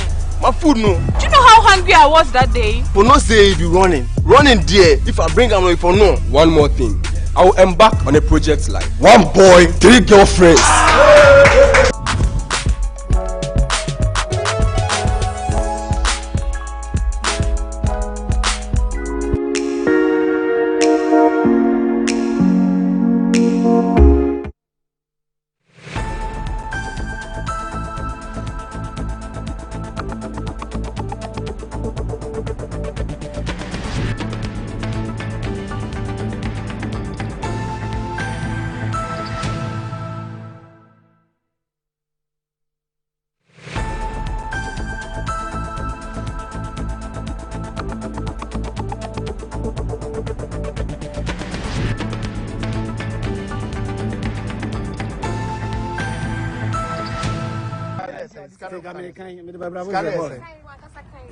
Wait 10,000. What? Wait 10,000. Count it and you confirm it. My friend, count it. Count the whole thing. Let him count. How much was the money? Have you confirmed? 2,180. Where is your weapon? Well, give him his pump action gun. Claire can give it to him. Are you not saying the weapon was at home? I know that's a different one. This one is not yours. Where is site here? Are you? Do you people work here? Then you better ban it from there. No, I don't work here. You don't work here.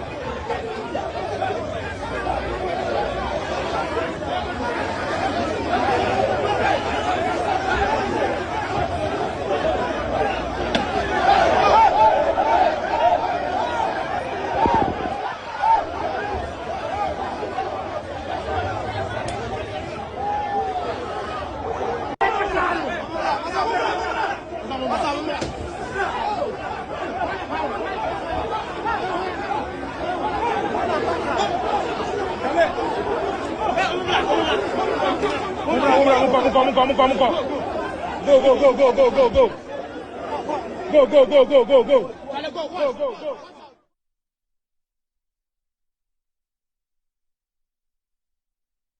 All right, welcome back. Just in case you're wondering, those are just excerpts of the videos of what happened.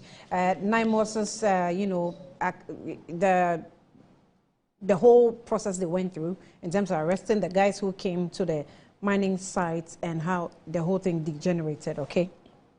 Now, we'll talk about the SML. I read excerpts of it, how the president cancelled the whole contract, shut it completely down. The OSP addressed us last week, and he mentioned some more names that he said are associated with the deal. We have Emmanuel Kofi Nti, former GRA boss. We have Misha Daiusu Amwa, former GRA boss. We also have Kojo Damwa, former director of Customs GRA, and Isaac Krenzel, former director of Customs and director at SML. Then we also have Ernest Akrotia, aide to Ken Oforiatta. They are all names that OSP came up with. In terms of all this investigation, we have the issue of Hanan. I remember Buffer Stock Company. That as well. The Attorney General also filed multiple criminal charges against the former executive officer of the National Food and Buffer Stock Company, NAFCO, Hanan Abdul Wahab Aludiba. Is that his name? Aludiba. His wife, Faiza Said Wuni, and 3 others over alleged theft and laundering of more than 78 million public funds. You know that we also had some issue that had to do with, this gentleman using buffer stock to go for a loan as collateral, Carl Bank, those issues are all there. So all this investigation, national service coming together. Just want to have a bite on all that. I will start with Amma. Let me start with Amma on this one. So all this work that's been done as far as the corruption allegations are concerned, the OSP, the Attorney General, are you seeing, some lights at the end of the tunnel? And increasingly, the MPP executives are becoming more insecure. They're feeling like, it is witch hunting, and you listen to them on platforms and things they want to do in terms of fighting the government. They don't think that this is just a clean way of fighting corruption. It is purely a case of witch hunting. It's interesting, the reactions that have come from the quarters of the, MPP regarding some of these corruption allegations. I think it was last week, I was at a sister station, for another enterprise such as this with my friend Ellen Ama Dekon, and the NSS one came up, and she was very straightforward, very forthright. She said, well, investigations are ongoing, let the investigations proceed. If anyone is found culpable, let the person face the law, let the person go and defend themselves. Simple, and she was done. Now, I've been on other platforms with other communicators when other names have been mentioned, and immediately it's about witch hunts, and you are persecuting us. And so I find it very interesting that I say this to mean that Amma is not alone. Other communicators I've heard speak to the NSS issue have said prosecute, right? So for me, it's interesting because then you find that there isn't a level playing field within the MPP concerning the allegations. It's person specific or institution specific, right? So if it's this person, if it's Wontumi, then we are all going to support Wontumi. We are going to call it witch hunting. We are going to scream ourselves hoarse and say that some evil is being done to our person, If it's somebody else, we are going to go to the local boss. We are going to lie on the floor. You have members of parliament. Lie on the floor. Block the roads. Cause a scene for this person. However, when it's somebody else, let the laws work. Prosecute if she's found, culpable. Just to observe, as a bystander, and an objective and responsible bystander, to observe how very interesting, the MPP's reactions to the various allegations are. and to ask for some consistency and to ask for the principle, you know, that we are going with. What is the MPP's position? Is the MPP saying that they are committed to nation building, in that if anybody is found culpable, let the laws work? Or is the MPP's position that their people are being witch hunted? I would wish for some clarity. It helps. It helps to situate the conversation. Then when I start saying A or B, then you know where I'm going with it. Because this confused posturing and confused stance based on who is being accused or based on the institution involved, it muddies the waters. It throws, you know, some kind of confusion in the whole thing. Let's start from that premise. Let's move on. And I will not, you know, have this conversation based on party, based on individuals. I won't do that. Because in this politics, we know ourselves. And I'm being as practical can be. And I've said this with the first issue that came up. When we think about corruption, when we think about malfeasance, we are expecting some devil somewhere to come and do it. We never expect the people that we know, the people that we love, the people that we are colleagues, to be the ones doing it. You know, so I won't come to this issue based on any, you know, knowledge of anybody or person, not at all, because it's the people we know and love. They are the ones who commit the crimes. They are the ones who continuously draw our nation back. And so I'll leave it based on the principles. What is happening here with SML? A private entity, Fourth Estate is the one that started the whole thing, you know. Over time, through its investigations of how money is literally dripping through the cracks of our GRE system, started this and realized that, wait a minute, something smells. And I'm saying smells because of even the name, the abbreviation of the company, SMEL, how it started. Something smells fishy here, you know. So let's pause and have a look, right? And when we pause and have a look, and had a look, indeed, there are questions to be answered. The OSP is following on from Fourth Estate's investigation. The OSP says, look, something is not going right. The president, in his wisdom, looks at all the facts available. There's money literally, we are talking about what? When I mention the figures, and I say this all the time, that sometimes it's anyway, that's not necessary in this argument. The point is that the president says, enough is enough. Let's halt all of these engagements. It's very important. Right? So Evans Dinko Gary sent me something. He says that this is a river. This is a river in Achim. He sent me the video of the river where the color of water returning to normal. NIMO's work to schedule should be commended together with the GM. Good to know. Led government. Now, what happened in the Susifi is a victory for the fight against Galamsey. We should not take mentioning of the two MPs' names for discussing or leaving the success arrest of the Galamsey. As MPP always want to find equalizer, but he says that. Kwabena Bobie put on as well. He says that updates on their half of Shidiem Naimos attack. Speaker of Parliament has this morning given the Ghana police green light to start investigation and prosecution against the NDC MP allegedly involved in the half of Shidiem Naimos attack, found culpable. And he says that my checks this morning shows that Colin Zelda is not in town and therefore could not be reached. Accountability. I'm sure accountability. Swift, prompt action. Accountability. When you are culpable, the president has said it over and over and over again. His Excellency President John Dramani Mahama, he said this over and over again. He says, if you are found guilty in my administration, I will not shield you. I will not shield you. He said this over and over again. In fact, he's cautioned all appointees. Don't even be involved in legal mining. Not illegal. Even regular legal mining. If you're an appointee of mine. Oh, really? Yes. Okay. Do not touch it.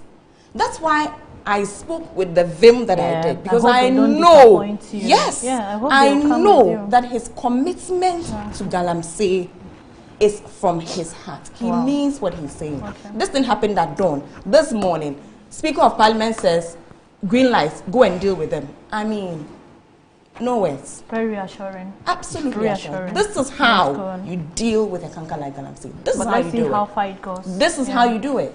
This is how you show commitment. This is political leadership. I pray it goes well. It will go well, Yeah, Hajia. Absolutely will go well. Let's come back to SML. Yeah. So, President says, halt that transaction. Halt it. And by that singular act, we have saved billions of cedis. That's how much we've saved the taxpayer. When you look through all of the allegations of corruption, I'm using allegations because, you know, all of these things are going through due process. The one with the OSP, the one with the Attorney General, the one in, you know, being fought on social media. When you go through all of them, one thing runs through: misappropriation. That's word. For others, there's stealing. For others, there's, you know, but that's one word. We never miss it. Misappropriation of funds. So for me, then my conversation comes to this issue of structure. What are the structures within our agencies and our establishments that prevent these things? Where is it? Because you see, that old age adage that prevention is better than cure is old wisdom. You can't bolt the after they have, then what's the point? Then it becomes fodder for conversation. It becomes conversations where we come to Metro TV and Hajia says, bingo, I have them. Let me use it to the best of my, just what I'm saying. Or it becomes fodder for somebody else to say, that's the MPP. And we can have that. But there's real conversation. Why would you say, Hajia, I will not use yourself? Say yourself. And say for me to come and say, bingo, let's use it at them. If you use me, use yourself. Hajia, I won't mind you. Yeah. There's real conversation to be had about structures that should prevent these things from happening. And how we can strengthen institutions such that these things do not happen. Okay. Because it is too rife. I'm getting a bit tired, you know, by the endless conversation. And you see, here's what I would say. Clearly, and this is not me being political, this is me being very factual. Clearly, we have a situation where under the past administration, a lot was not done to safeguard. The SML? Every other institution. Okay. We can talk about NSS, we can talk about what's happening. I just want to know which. A lot was not done to safeguard. Yeah. Now, we can sit here and conjecture and say that perhaps it was a grand scheme orchestrated to steal money from Ghanaians. Or we could say that it was clear mismanagement, which is what I would go with. Mismanagement. Somebody could even extend the argument and say that it was incompetence to appoint people and not have safeguards within the establishment to make sure that the people that you have appointed do not steal us. Hey, literal translation. Literal translation. Right? Do not literally kill us with theft. Right? Because at the end of the day, governance is a responsibility.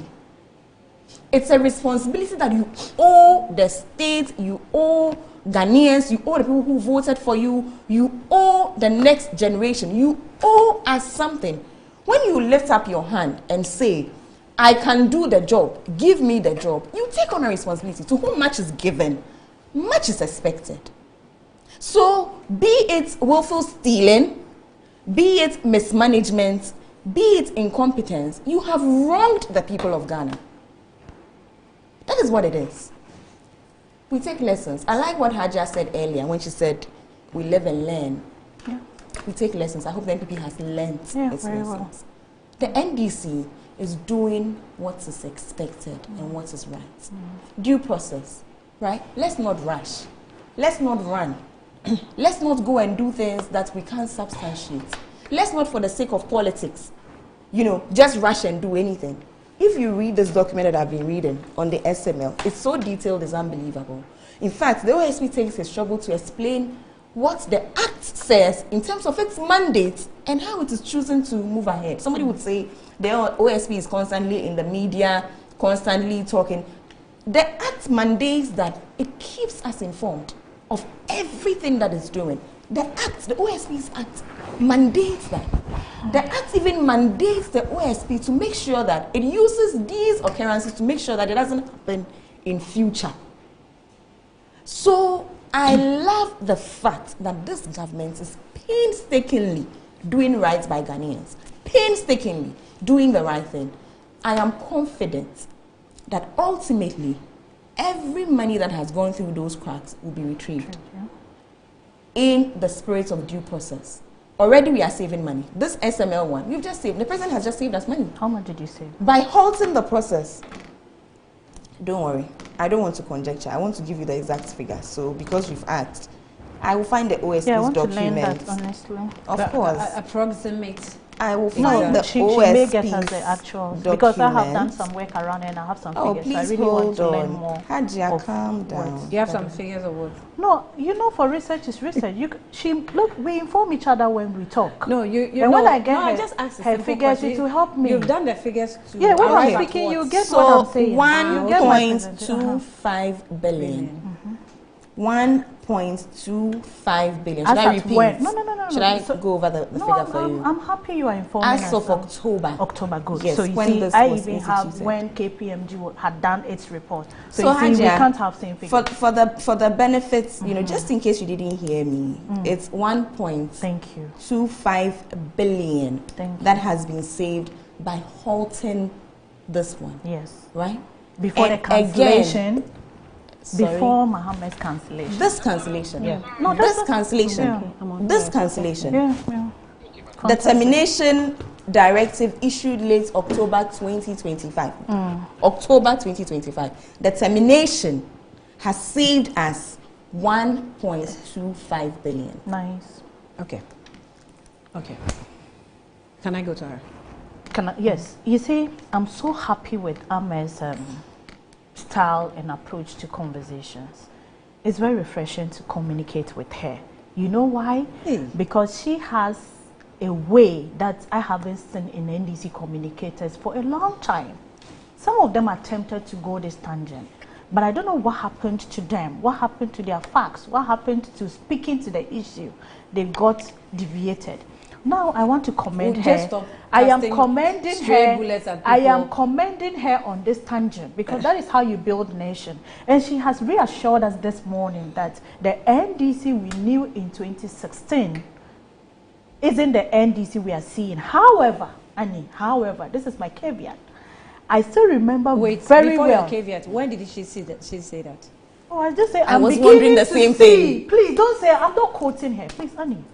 Listen to me when I speak. I am saying that. I do listen. That's why I'm thank asking you so much. questions. You are. So don't get me out of context. I am saying I am beginning to understand from what she said. It's my understanding. Okay. I may understand her wrongly, and she's here to clear herself.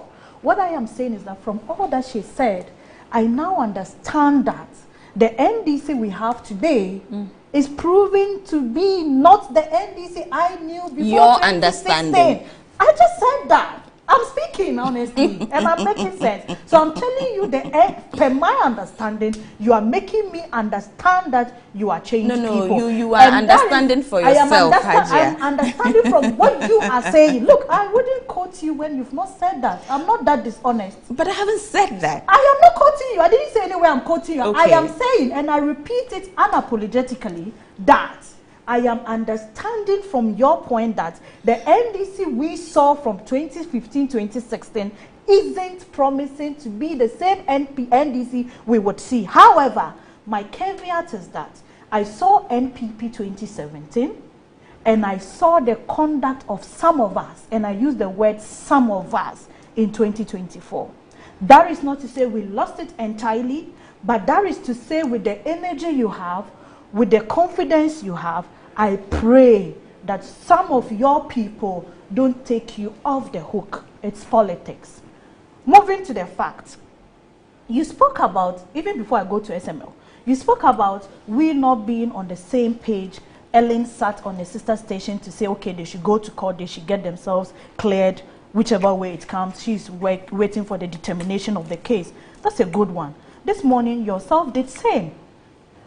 Before we all listening to other communicators again, and I want to put it straightly, that you made a very good position that, look, if they are found guilty, if it is established that they really went to do that, the law should take its course, which I respect you for that.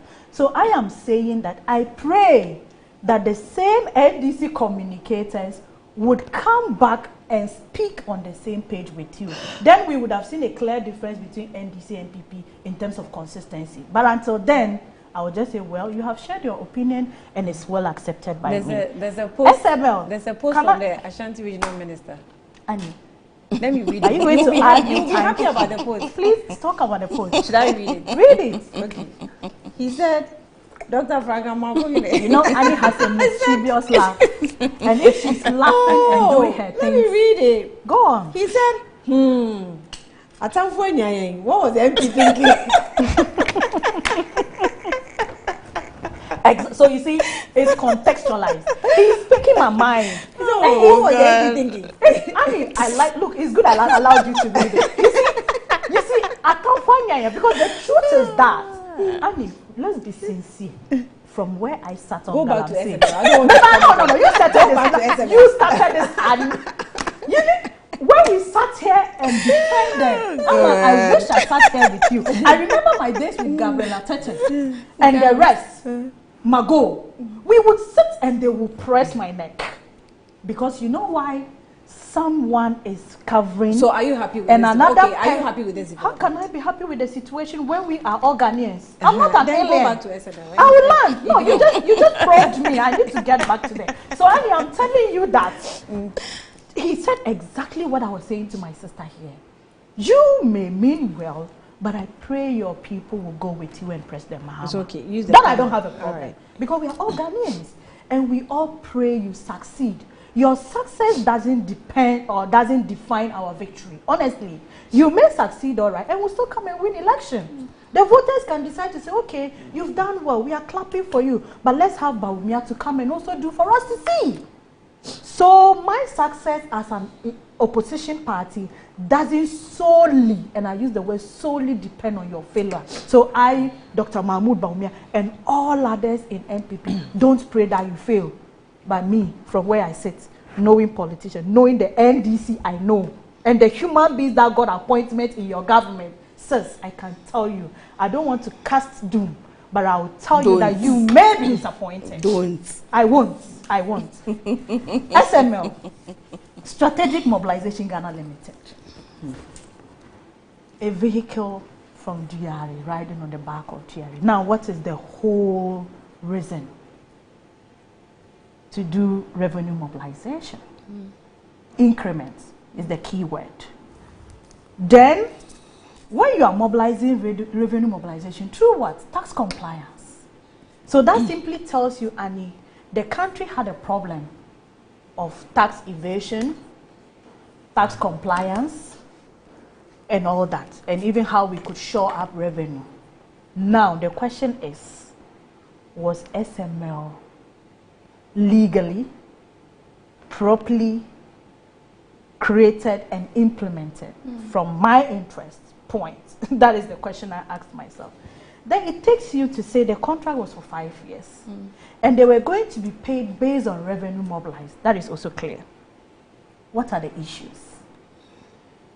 On one score, you see the clear definition of SML concentrating on downstream petroleum sector. Yes. Looking at how best they could do their revenue mobilization through that and the increment that with the payments I have told you. Then that is sometime 2018. Then in 2023, SML saw an expansion where they sought to include, which they indeed did, they included the upstream and also the mining sector to their conversation and operation. However, clearly from the source I read, which is Ghana Web, very reliable source, says that even the upstream, they hadn't started getting the proceeds before President Mahama, and I'll borrow your word, the Fourth Estate investigations or comments leading to His Excellency Nana Addo Dankwa Akufo-Addo calling them for KPMG to investigate or do an independent audit of the SML. Now, the SML claims that in its report that it had, as at the time of the KPMG report, had detected an additional 1.7 billion liters of petroleum in terms of its volumes that was being lost. They are talking about these losses. And they are telling you, as at that time, it had estimated to an amount of 2.45 billion Ghana cedis. So they will give you a justification that, Annie, you see why we need to create this, we want to save this amount. As at the time, the KPA, when President Nana Addo Dankwa commissioned that independent audit. Now, let me take you through. In this audit, an initial payment was made to SML as at that time, which was 1.06 billion. And then the projection was now that should these people do it in the period of 5 years, that would have meant Ghana was going to pay them, in terms of the revenue, they would have added revenue increment, an amount of 5.1 billion cedis. Now, President Nana Addo Dankwa did something very profound and honorable. You know, mostly when I agree that Annie say, yes, you people, this is why you didn't do well, I quickly would also want to scan through my head to see where we did well. And this is one of the instances President Nana Addo Dankwa did very well. He said, look, KPMG, I trust you. You are very much reliable. This 5.17 billion, I would not just sit and assume that the NDC is just criticizing. Ghanaians are just worried for nothing. I want you to go and commission an independent audit. Ama, after the audit, they came out with issues. When you look at the Ghana Web, the business news, on Sunday, 8th January 2025, that's Sunday, 8th January 2025, the explainer, they have, you know, the explainer, they normally would come to give you the issues. When you go to paragraph 9 of it, and I'll read because we don't have so much, but I'll read it. Paragraph 9 talks about what does this mean to Ghana. That's 9, I mean, that's paragraph 10, but paragraph 9 would have spoken about the recommendations by KPMG. So one, they said, in response to the audit, the government had accepted several key recommendations from KPMG aimed at strengthening oversight and accountability, which you spoke about. So it tells you President Nana Addo Dankwa Akufo-Addo had accepted and had thrown out or rolled out some sense of responsibility by creating them, and then went further to agree with what the findings were. And you know, you spoke about when they spoke about not doing the due diligence, not really going through the procurement, right procurement practices and all that. That was in the report. But I like the recommendation part. They said, look, replacing the existing performance-based payment model with a more transparent and predictable fixed fee structure. Why do you think that recommendation was given? Why do I think? Yeah. Yes, transparency, of course. They are talking about accountability. Did you watch the, hold on, did you watch the full documentary when it was done? I did watch it. I am just by Fourth Estate. I watched it. Did you see the gaps and the lapses Fourth Estate all exposed, that I'm saying, I'm agreeing to the gaps and lapses. Including, you know, interviewing the manager who claimed he didn't even know anything on the websites that was captured. You are saying the same thing I'm saying. Your posturing is even making me look like I'm defending. I'm not defending anything. I'm just taking us through the history. I'm taking us through what the findings were. And I'm letting you know that even at that time, we accepted that it's true there were some wrongdoings. It was President Nana Addo Dankwa who commissioned them. And when they come, this is what I'm reading. It says, the then government, former President Akufo-Addo, eventually suspended the contract in 2024. You know why? If I don't accept, why do I suspend it? I won't suspend it when I don't agree to your findings. And I was taking you to the recommendation. First, the risk replacement. The second is conducting a comprehensive technical needs assessment before initiating or expanding similar contracts in future. Very good recommendation. And that sends me back to your conversation on needs assessment with my sister Laura and all that. So they are saying when next we are doing such a contract, granted we even want to ever do, we should do a proper needs assessment. And the structures must be clear. This was the recommendations KPMG gave. Which then obviously comes to confirm that no proper needs assessment was done. So it's not even justifiable. Exactly what I'm saying. We accept tell me that they want them to collect money. Exactly what I'm saying. We are saying the same thing, Annie.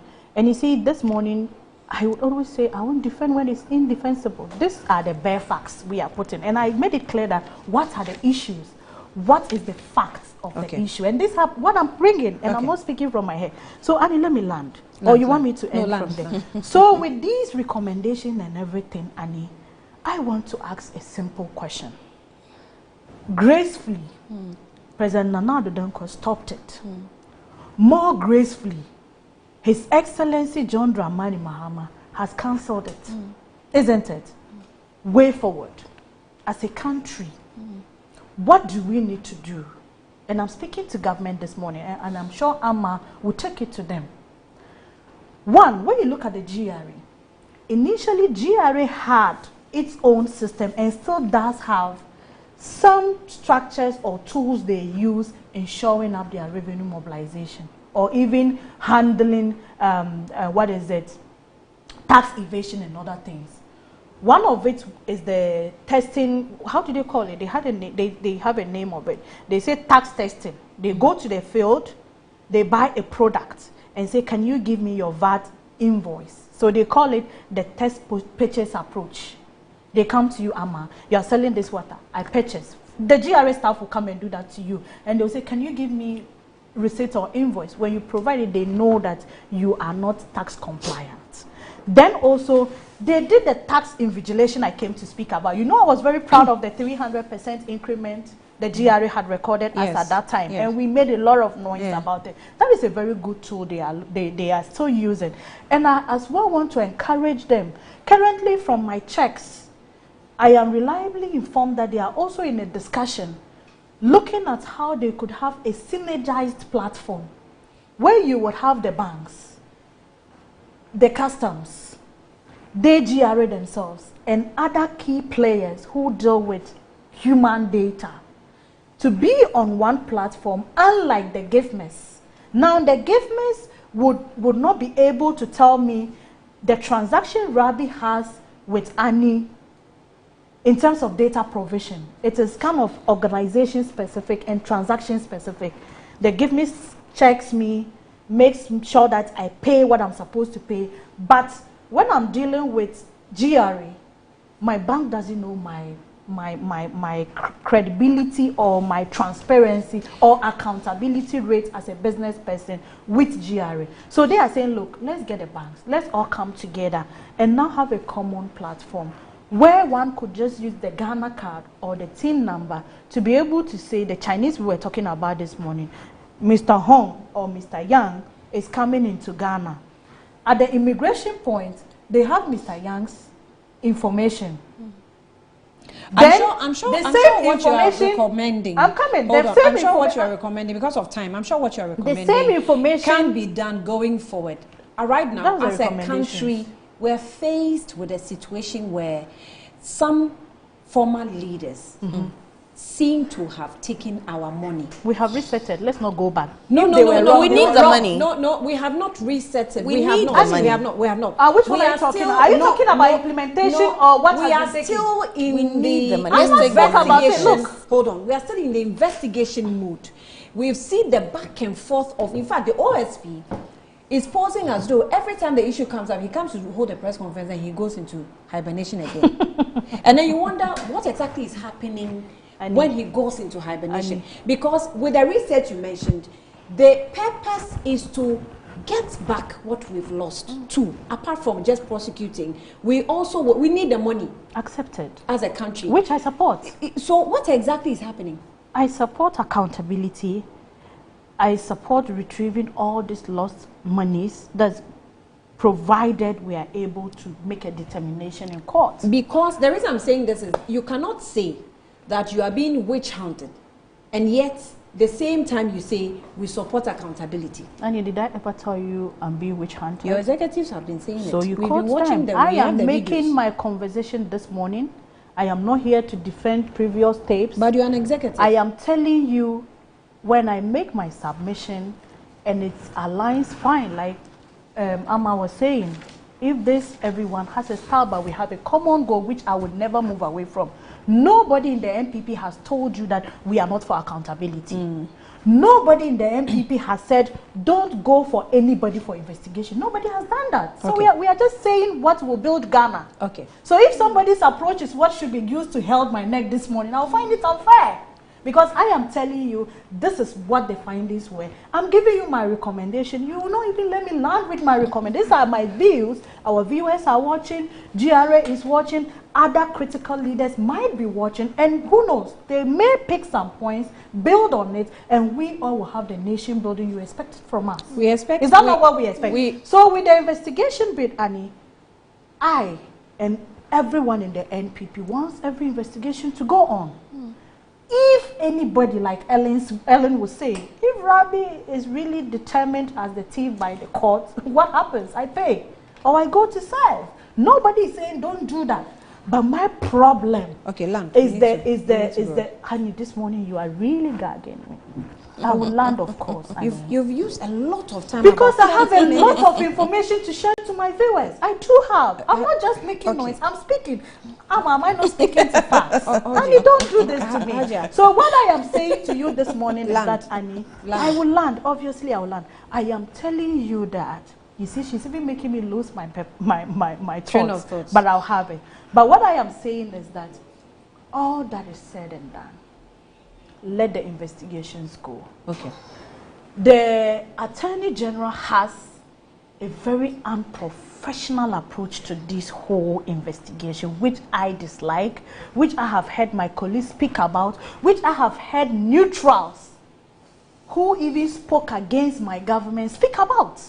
They are saying, yes, you can hold press conferences, but avoid prejudice. You can hold press conferences, but avoid name callings. You can choose not to be petty, but rather speak to the issues. Public opinion, yes, very important. Your time is up. But don't. You had all the time to give me a history of SML. Annie, I'm fine. Your time is I'm up. fine. The history of SML is an interest area for a lot of people because we are discussing it in this country and people need to know what it is. Okay. And I'm fine with all the information I've given. I'm very comfortable, very confident with what I have said. Okay, so and I'm fine that I use my point on that. Okay. So to land on that, I am saying wrong is wrong, which I'll always say. However, we should go through right procedure to get people tried. Okay, so Evans Dinko Gary says that any SML contract from its beginning is a null and void because it did not go through Parliament. The singular provision will allow the Attorney General to retrieve every person. As you said, we need a full amount, interest plus prosecution period. Prosper says that, and who told Ajia that the government solicit her advice? I'm a Ghanaian. I'm a Ghanaian. Okay. So and then we she has to them. the They should temerity listen to to vet us, and I have the the right AG. to He say said what I the temerity think. to vet the AG. Seriously, Did I say I'm vetting any AG? Okay, she thinks government is playing around. And you are reading. Okay, but I'm being selective of the reading. She speaks at length and couldn't tell specifically whether she commended His Excellency or not. Okay. Look at that. What she commended He His wasn't Excellency. Okay, so what did you comment both of His them Excellency Nanadu for?